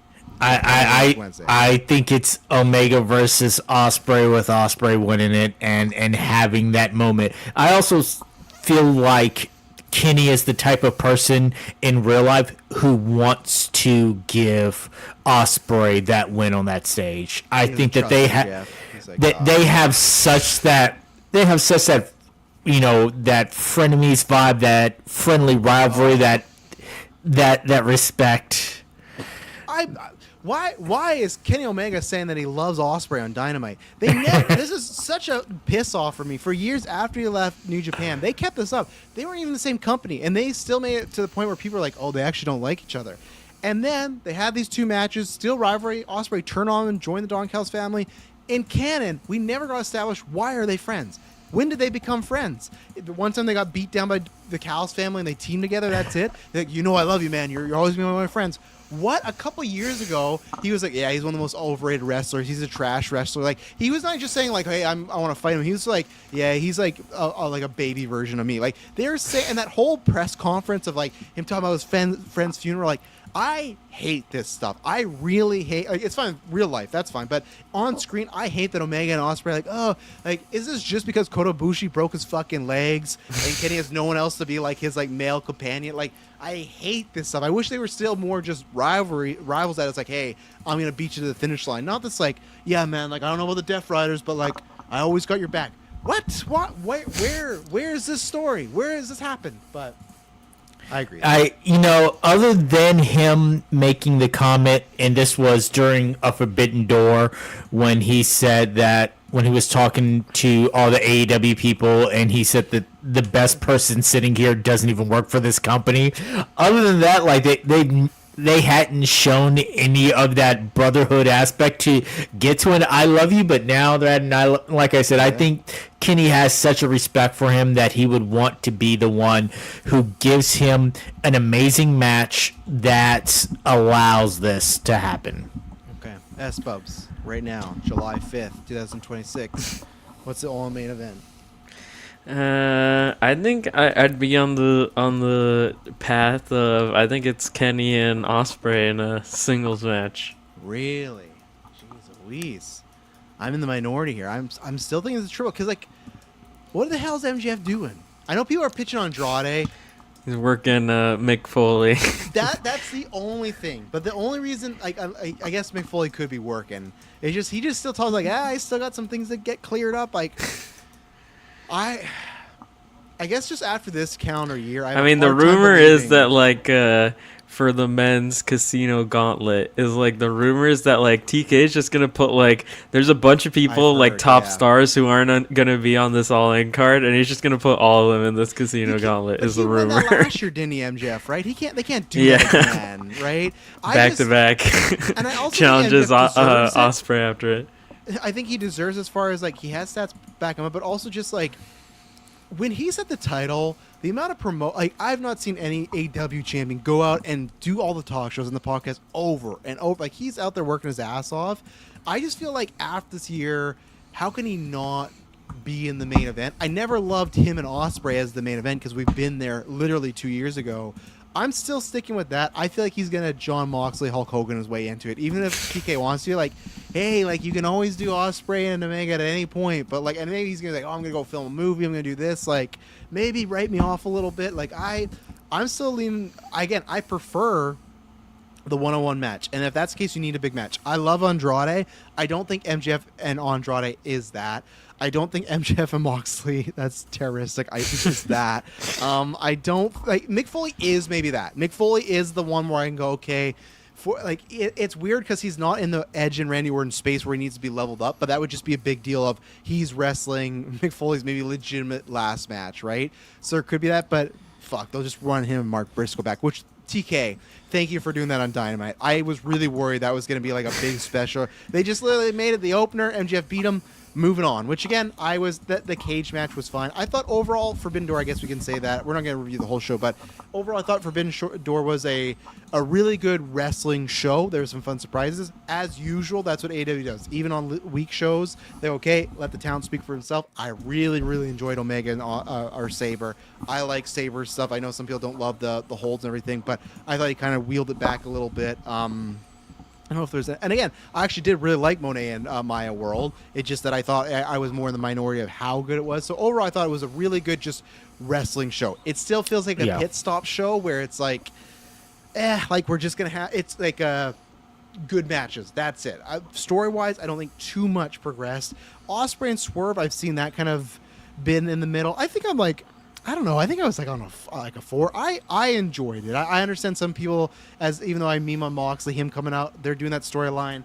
I don't know if Moxley and him don't fight before All In. I really have like TK needs help. If there's an image of Ospreay winning the title and it's like all the Death Riders are with him All In. That's fucking lame. That's lame. Like they have nothing to do with this Ospreay like story really in his career. It's a weird fit. So I'm hoping that at some point before, like I know people I've seen them pitch that being the redemption match, like him and Moxley. Let's do that because I do not want Ospreay the Death Rider winning the world title. Like that is some like TK. Like you got to get out of the Moxley sphere. But overall, I thought it was a good show. David, I know you watched it front to back. What do you think about Forbidden Door? We're not gonna go match by match, but just the overall show. I got a couple other talking points after. I think overall it was great show. I will say this. Mark Briscoe is starting to have go away heat with me. He's not there for me yet. I need to see what I feel like they should get him in a trios tag and do that. Oh, he had that. He cut like a promo like a few weeks ago, like building up this MJF match that just went on for so long. Yeah, like for that point, he was getting to that point with me. I was like, okay, man, I get it. With me, and legitimately, 2 of them walked out during his promo because they were just like, and I thought, oh, he's kind of a central character. Them, I like him, and it just, yeah.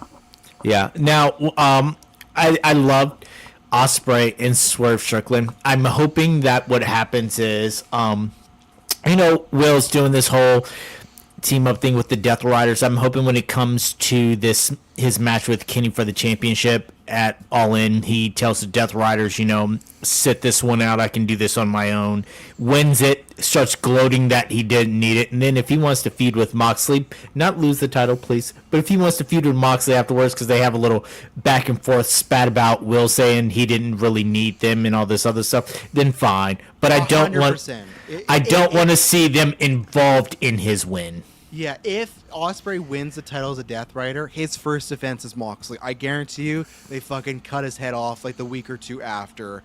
And I just do the plastic bag, bring it back out. Yeah, and I guess even then, I'll take Ospreay winning and the Riders just sit backstage. I do not want that. Just feels like Moxley. It just feels like that friend who maybe, let's say, if you've ever had this dynamic where you have friends from high school and then you have your new friend, and it's like you're hanging out with your friends from high school, and that one friend just has to try and get in there. It's like, hey man, like we got a different thing going on. That's what Moxley feels like. Like, hey, I'm not on the main event, but like I'd sure like to be a part of it. It's like, no, like it's not your year, man. You had a great time, Hangman. You did the story. This is not your time. Sit out. Go fucking work someone else. Go work Shooter at All In. Like, not here. This is not. He's the guy who hears you making plans and goes, "Oh, so we're going to here? No, we're going here. Yeah, we're going." Have you guys seen that clip that people always post? It's like the guy at the cookout who tries to get into all the conversations. It's just like a guy walking around with a plate, and he's just like, "Yeah, I heard that too, right, man?"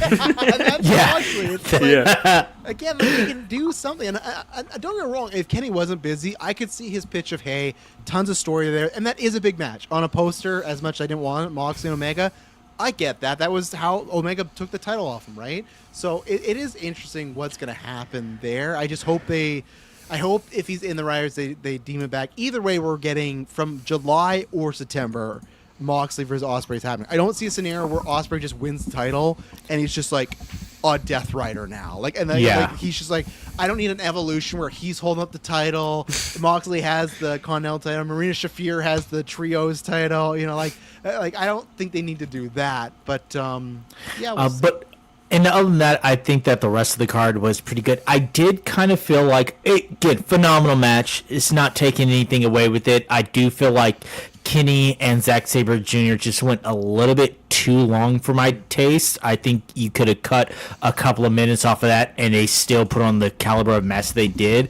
And I think even at this stage, the Young Bucks are continuing to prove that they are still one of the best tag teams in the world. Like they don't need the title on the line or don't need this. They can still come out here and put on great matches with other great teams. And somehow they're back to being really over again. For a while, I thought it was done for them. Like before they did that the broke Bucks gimmick, when they were doing the whole authority thing, I was like, man, they're kind of like, I was at the point of like, yeah, maybe they should go to the Fed for a little bit, like do a run there, because it was just like they had like not even go away heat. It was just like people didn't really care about. That's because they were in that Don Callis vortex. That's why you get them out the Don Callis vortex, and they're over here just thriving, putting on good matches. Just like I don't care, like people, he's still wrestling good, but Kevin Knight has cooled the fuck down so much since he's been like he's just a guy now. He's just a guy in the group. He got a big spot.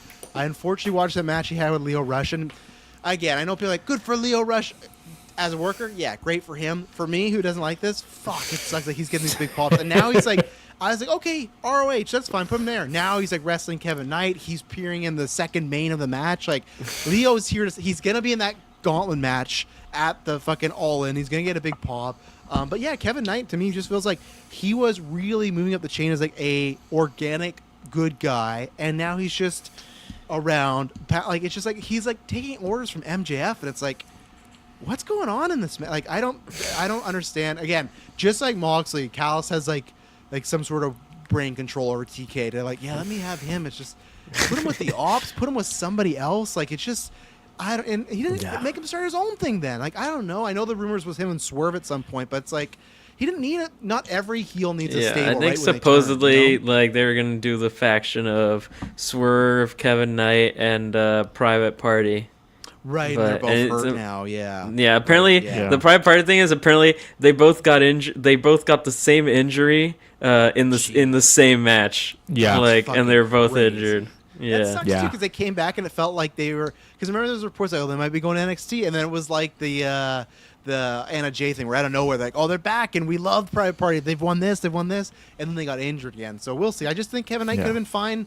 He could have still turned on Darby and been running away from him. The same story. Not like Callis has added nothing to this story. It'd be different too if it was like he was the leader now, like he's the guy. But that's probably you have him and Fletcher together, and then you also have Okada. So it's just like it's bottlenecked right now. They need to they need to blow up that faction quick, in my So- opinion. But And other than that, Tekla, she did her thing, like great match, great promo afterwards. And then I am so confused of what we're doing with the dogs.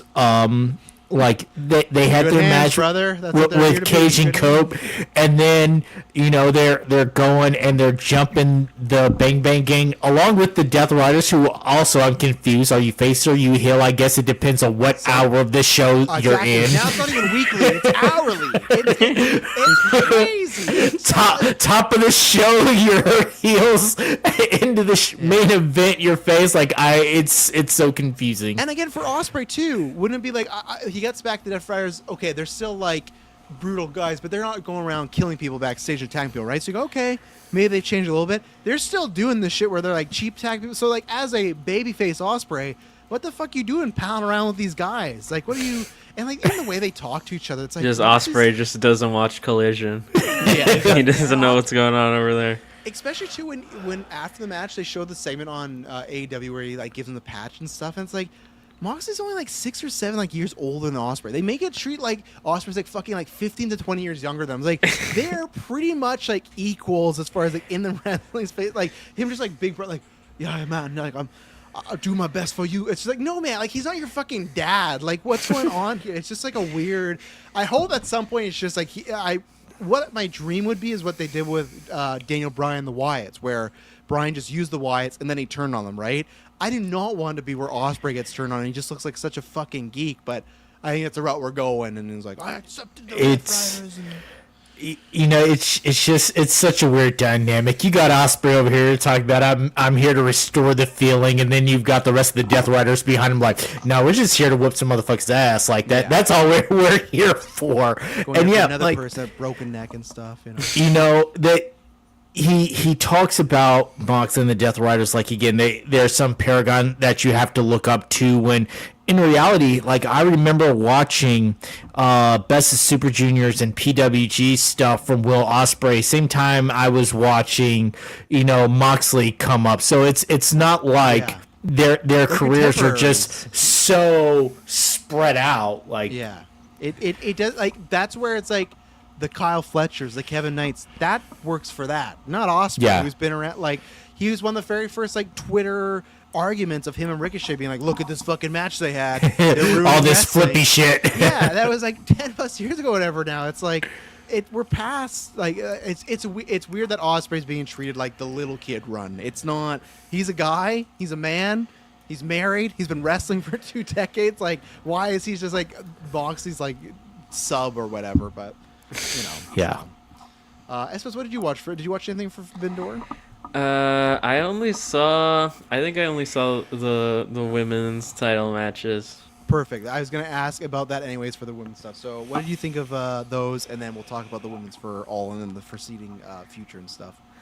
Yeah, I can start with Tekla and Starlight Kid. I thought it was a fun match. It wasn't like either of theirs like greatest matches. Not that it was bad, but I thought it was a fun time. It definitely felt like well the interesting thing I was gonna say, it didn't feel like Starlight Kid did like all her like cool like big match stuff, but it does seem like this feud is continuing because of like the stuff in the presser and in Stardom. Starlight Kid has been talking like she wants to go back and like get her mask back. So the theory now that I've seen people is like, and we can sort of bring up stuff for this week, like the women's casino gauntlet where like the winner faces the women's champ at Redemption. Like if Willow wins the title there, I feel like maybe like Tekla and Starlight Kid in maybe like mask versus hair or something like that, like at All In could be a match. Is TK gonna? Because TK said like he was at. Well, I'll tell you this.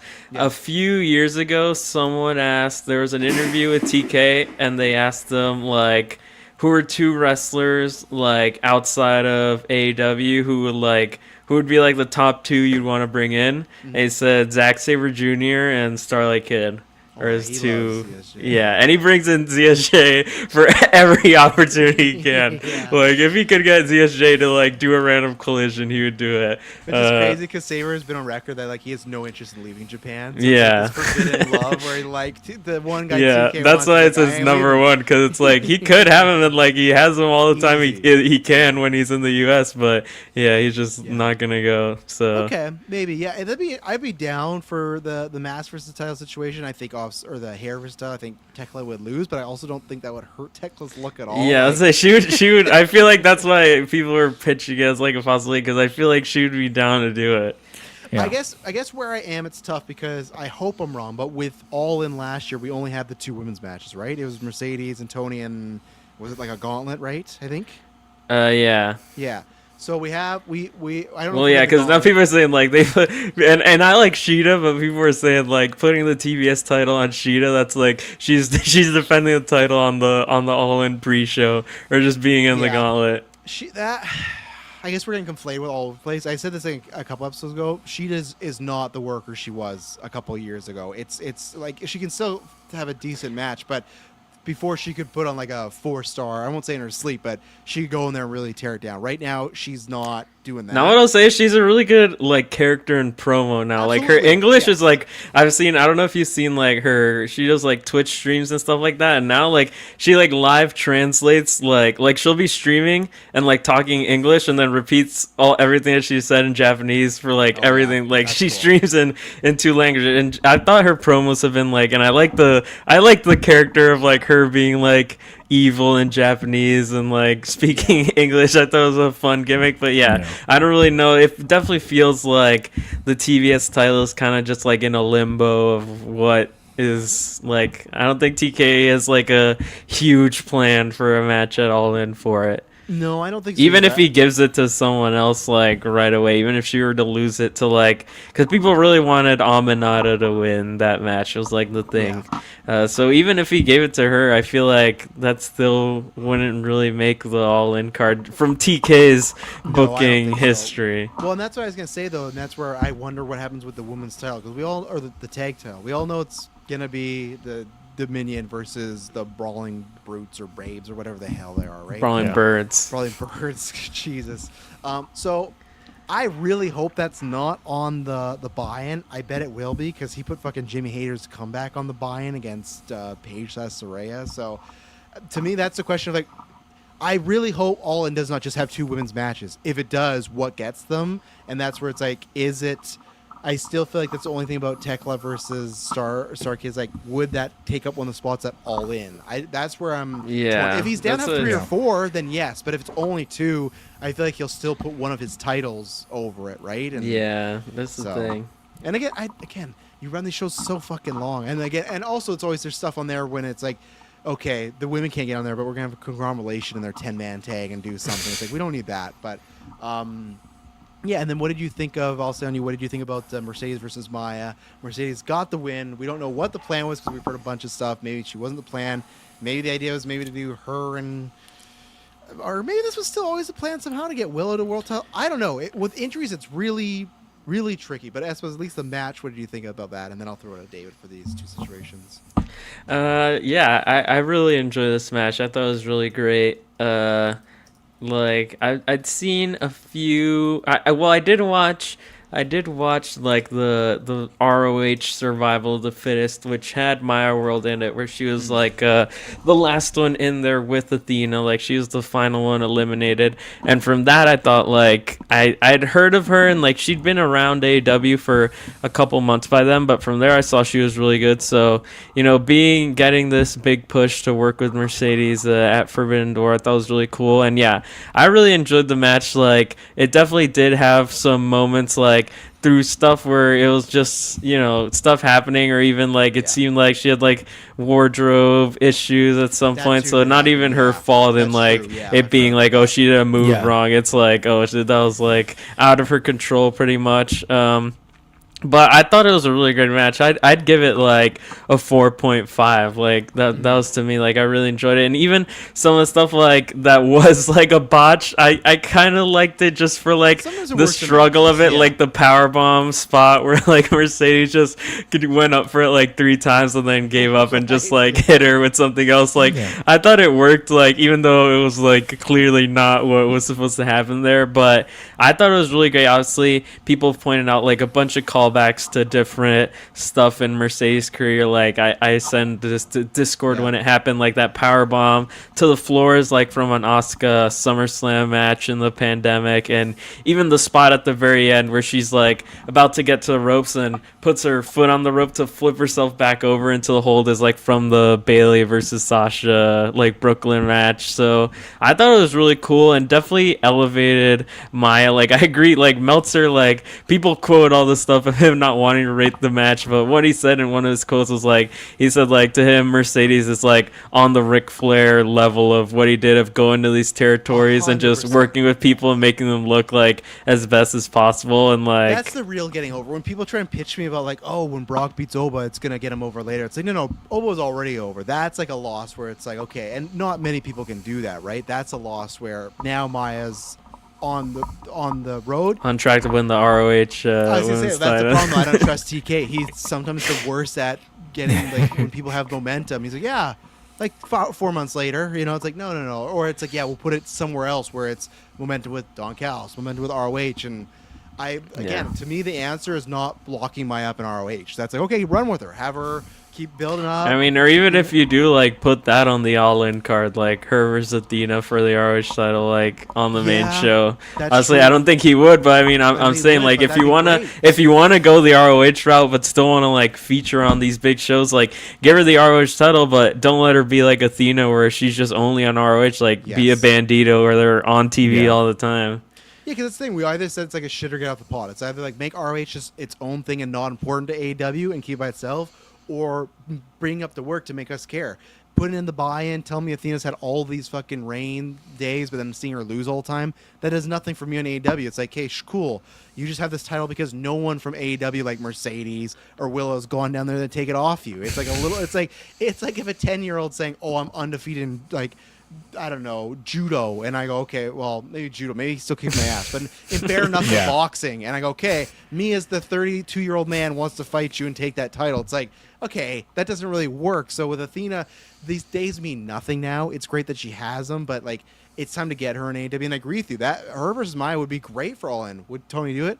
I don't think so, but like that's like the one time I'm actually interested in an ROH thing is the one time you probably would be like, nah, like the buy-in's fine, or whatever the ROH show is that week, you know. So yeah, I don't even know when the next like big ROH show is. I feel like it'd probably be like All In weekend, but I don't know if they're doing it in London. I don't know. I'm not sure, but and then you're on the Willow Mercedes train. You think it's happening? Willow takes off Tesla. I think so, but then that also brings the question of like, is that like, you know, Willow getting like a 1 month reign to drop her to Mercedes, or is she retaining and Mercedes not getting the world title? That's what's. I think there's a chance. You know what? I'd say there's a bigger chance of Willow's reign going longer than Kenny. Just he's gonna lose to Ospreay. Yeah, no matter what, Kenny's he's losing. Where Willow, you could beat Mercedes, and she always plays of the like the Willow now has my number sort of thing. But we talked about this before.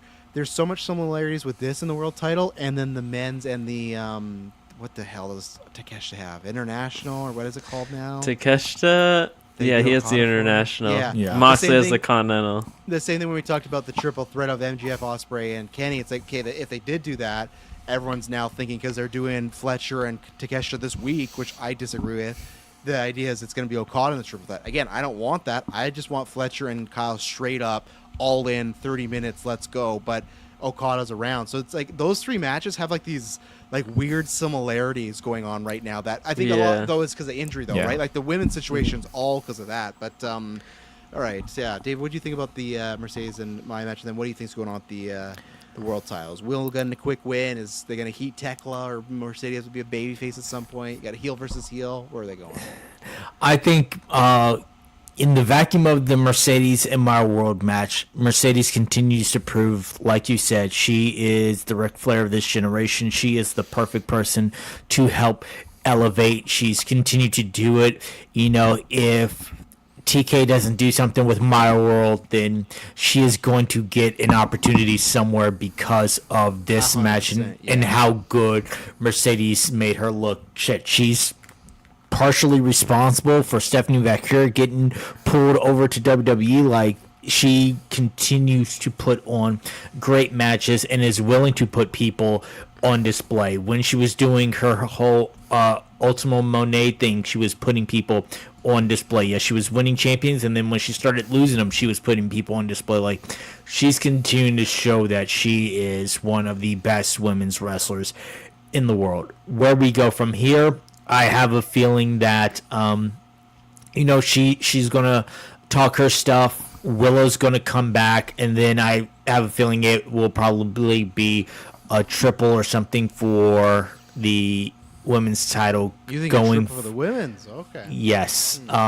because I don't see Mercedes versus Tekla in a heel versus heel type deal, and I also don't see Mercedes going full babyface. And we all know Tekla's at any Tekla's. point, though, right? Like, because she's been doing so good. Like, at any So, point, so you don't think Mercedes- it would be just Willow and Mercedes 1-on-1, even though that would be a heel face, just normal singles?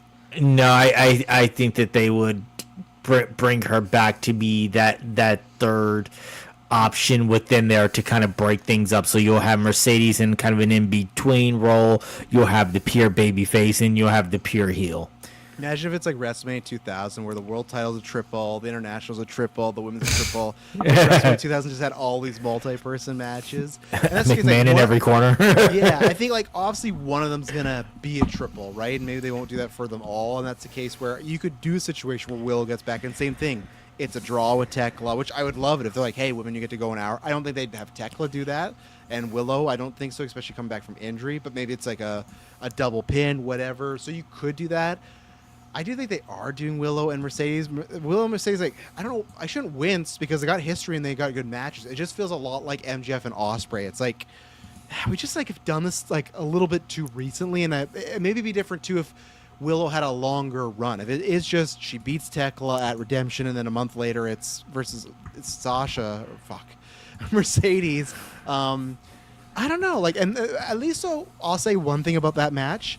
The winner could go either way. That winner is predictable if it's just Willow and Mercedes, because it's like, okay, Willow just won it. She's never won the world title. Is she going to really drop it a month later? Or do you have Sasha doing that, right? And either way, the story's there because it's a tiebreaker as well. They both have one win over each other. Or wait, no. They have... No, it's actually... No, I guess it's two for Willow, because Willow won that first one back in New Japan when Mercedes was supposed to win, but she broke her foot, and they did the whole, like... powerbomb and pin me right now. Like, we got to go home. Like, you get this inaugural title. So, yeah, I shouldn't say that, because you know what? I guarantee you, I could be like, I don't know how excited I am, but Willow and Mercedes could go and put in a 4.5 or an all-in and steal the show, right? They could easily. So I just need to see how they play on some of these stories. Even Tekla and Mercedes. Even if it was heel versus heel, which I don't think it would be, something about those two characters really intrigues me. Already, like, the chirping they were doing at the press conferences, I don't know, because they're both like heels, but also Mercedes is the very stuck, like, I'm better than you. I got the suits, I got the big entrances, I got the dance, like, get out of here. Where Tekla's just like this, like, feisty, like, drunken, like just like warrior that's gonna come in and not afraid to cheat, though, not afraid to take undercuts, like both of them though. So and I wouldn't mind, like, again, I remember that was the reason in WrestleMania 23 that was the rumor they were supposed to do Edge versus Randy, and like last minute Vince got cold feet because he didn't want to do heel versus heel, so he just threw them in Money in the Bank. But like, there is a way to make heel versus heel work. It's tough, but like, you can make it work. So I think it is gonna be, I think I'm with Espos on this. I think it will be Willow and Mercedes, but I think they do risk a lot of stories being similar with this and the world title. So I don't know. I'm down either way. The good thing is the collection with those ladies, I'm not worried about the all-in match quality. I think it's going to be good no matter what. I think I'm the same way with Tekla as I am with MJF, though. It feels very much like Edge in 07, where Tekla's going to have this long run, and then I guess she just loses the title and doesn't like get to have the All In show. Like and that for me is always weird when you have that person that puts in a bunch of work for the whole year, and then same with WWE, that always bugged me where it's okay, well then Brock gets the title for Mania or Goldberg gets the title for Mania. I never liked that. It's like, I guess you can reward them, but it's just like with Tekla, she's been putting a lot of work and I think she's won a lot of people over. I would hate for her to lose the title and then where is she? Oh, she's on the buy-in. And I've said that before. It's just like with WWE when Io wasn't on WrestleMania and Tiffany was on WrestleMania. That does things where it makes me invest less in your stars because why should I invest in them if you're not going to invest in them, right? So, I don't know. Maybe they just have Tekla just fucking squash Sheeta fucking All In and win that. Or I'm hoping there is at least a gauntlet as well, too, because I guess you get Tekla there. So, yeah, I don't know. And then, I don't know if there's anything else. Jay White's back. That's good. It's interesting seeing the reception on Jay White. I feel like people just love or hate this guy now, which is like a weird dynamic. I feel like I popped for his return when I heard the switchblade sounds. I say switchblade sounds because that does not sound like a switchblade. But when I heard that little shriek come through, I was like, I popped for it. I was happy to see him. Over 400 days since he's been around. We had that thing that was put up on social media a while ago, like who's going to be returning between him, Britt Baker, Keith Lee, and everything else. It's like I could see Jay White being one of the first ones to come back out of that group, and here we go. And I'm happy to see him. I am hit or miss on the Bang Bang Gang as a whole. Like that. Fuck, man. They're all healthy though. I'm a miss. They aight. Juice Robinson kind of annoys me. I don't really have a good feel on Ace Austin. Like I've watched him for years, but I've still never been like, I'm looking forward to an Ace Austin match. And then you've got the Guns who, they serve their purpose. So I'm not huge on the Bang Bang Gang, but I think that they could do some fun stuff, especially with Jay White being back now. Yeah, it's funny with the stables. The Bang Bang Gang reminds me of like Kenny with like the Bucks and the Elite, where when TK doesn't know what to do, he's like, just get them back there, and it's, no, like have them be alone. And I actively think the Bang Gang, the Bang Bang Gang, and it's a stupid name, and I hate that their whole thing is. I was fine with the Elite, and I know people are gonna say, "Oh, I'm biased," and I love the Elite and the Bulk Club back in the day. But like when they were doing the whole Too Sweet and the Suckets, there's like a kind of like parody to it. The whole like we got 2 words for you, guns up. It doesn't feel like parody. It just feels like it's a full stealing thing. But at the same time, Triple H and a bunch of WWE fans, I lived that whole era of the Elite's just like a lesser DX. They just steal from them. So okay, that's fine. Maybe I'm biased there, but I just feel like I feel they work better if they're a heel faction, the Bang Bang Gang. There's nothing about them that screams babyface. A lot of them just scream, especially the Guns, scream like douchey. And it's just like there's nothing about them that So if White was a heel, which I think he's way better at. Luckily, he did a good promo. That was fine. I think at one point he was one of the best heels in wrestling. I've always said this before. This is a great match he was having. Can't remember with somebody, but he like pushed. He accidentally threw a wrestler into JR. And he got knocked down, and Josh Burnett was doing commentary, and Josh Burnett got I remember that. I've seen that. And the crowd it felt like Jay White was going to be murdered by the crowd. It was like this guy, and then after that, he was saying shit about JR. Like, there was a year, I can't remember what year, that year he was the heel of the year in wrestling. There's times where he can heat up. Him as a babyface, and I do not like these pants he's wrestling in either. It does not work, so I hope he's just, right now, he's a babyface because it was Juice Robinson. He threw Juice it was at the 2018 G1. Yeah. 2018 G1, like he was on his way, and not too long after that is when he won the New Japan, like the IGWP championship. Like he was great, and I think that right now he should be a babyface because he came back. People want to cheer him. You rock with that while you can. My hope is in the future we get an episode where him and the Bang Gang, whatever, him and his lackeys, they beat the shit out of some babyface, right? Even if it's Ospreay, because he took a shot at Ospreay, I would love that. Now, the worry is then it's the fucking Bang Bang Gang versus the Death Riders, which could very much happen. But Jay White, to me, works better as a heel, and I think as a babyface, the whole group kind of leeches off his aura. I think they're all, like, they don't bring anything to him. It is the movie where you got an A-class actor, and then the rest are all goon type of actors.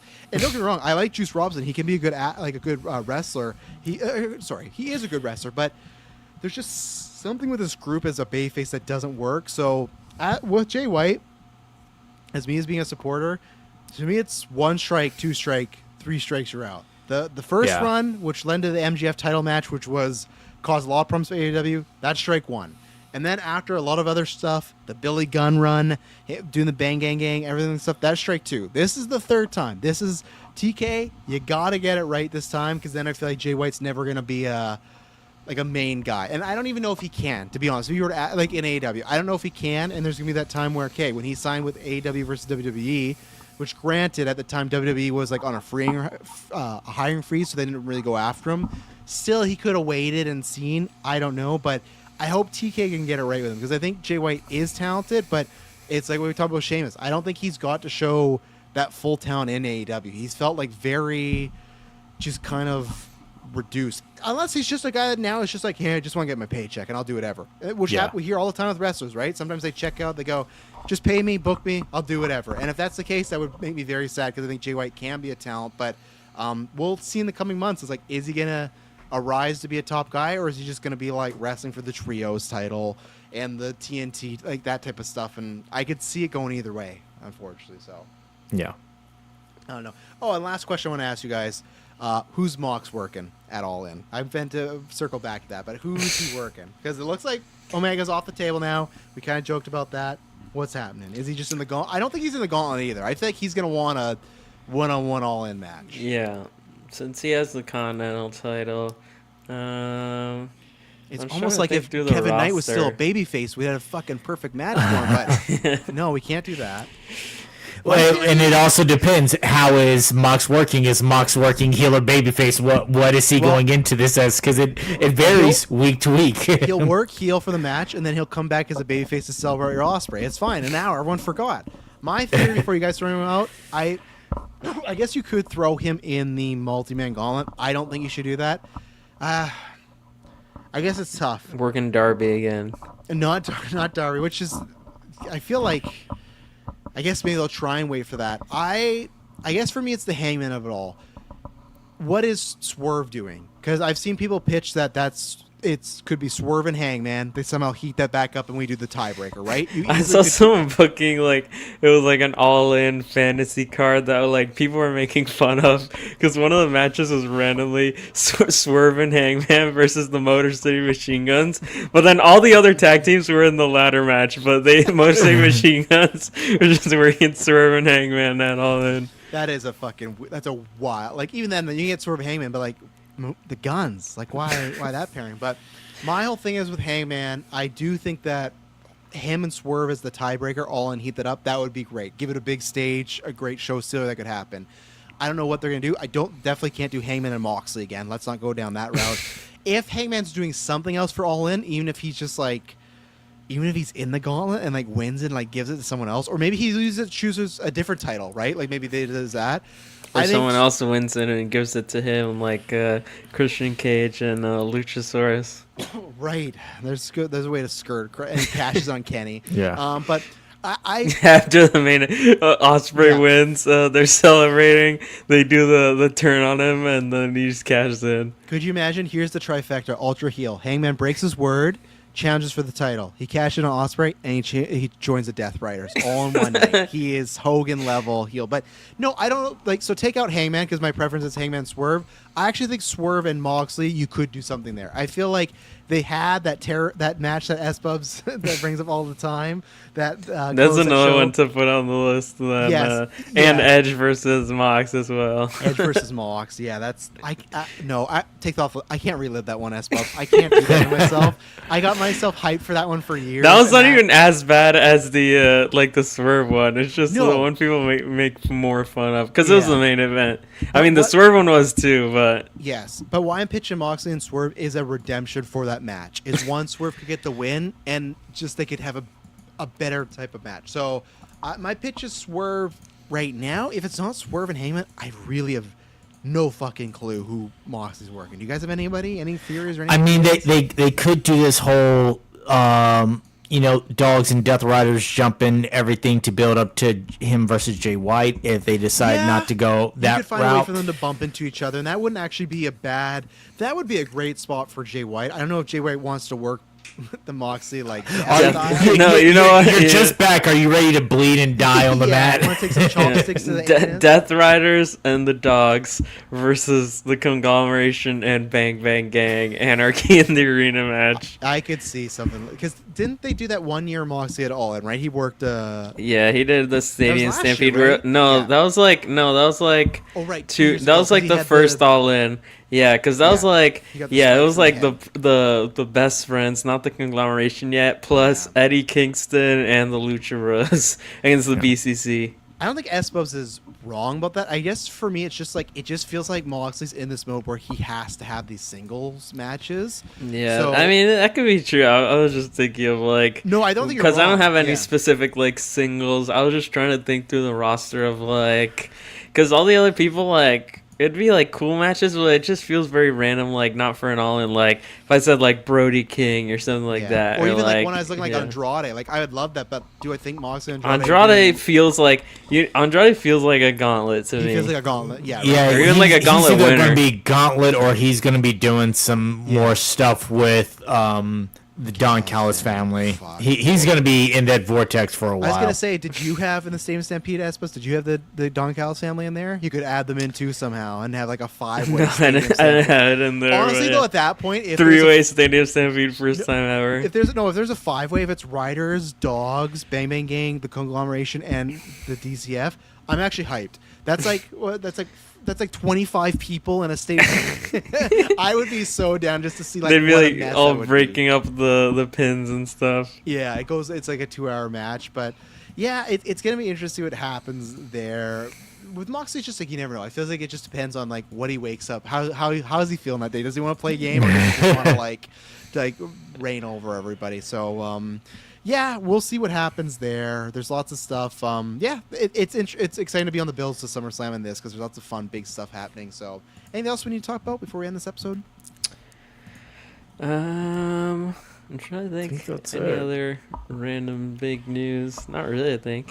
No, I don't Yeah. think so. So, yeah. So, like I said, we'll be back. Like I said, I don't know if there'll be another Gimmick episode in July because I think we're gonna do the twofer because that August 1st show we have to review SummerSlam Night 1 and Redemption. So, then that could be a big thing because Redemption, of course, is it the 26th, right?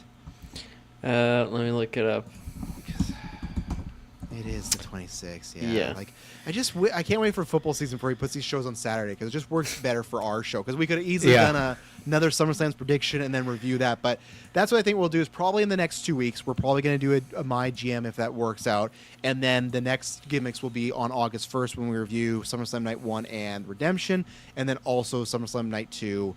And then we'll kind of go from there. So we'll figure that out. So look out for those. Yeah, and then we'll be back around that time. GM mode. We'll be playing. What are we at? Weeks 26 to what is that? 40 now or 35? Oh, because we do the 10 weeks now, right? Yeah. So I guess up to 35. I guess it'll be. Yeah. So we're doing that. So yeah, it's gonna be uncharted territory. First time ever. We've never played through. We've always ended at 25. So now we're going longer. So. There you go. That's the episode. Thank you, gentlemen, as always, for joining me. Should be interesting when we get higher up. If you guys want to continue to follow, we talk all the time. The Discord is down below. You can join us there in the wrestling Discord. Slowly try to build up, get more people, and it's always a good time. Lots of memes, lots of good times. And yeah, we'll be back in for SummerSlam and Redemption, and it won't be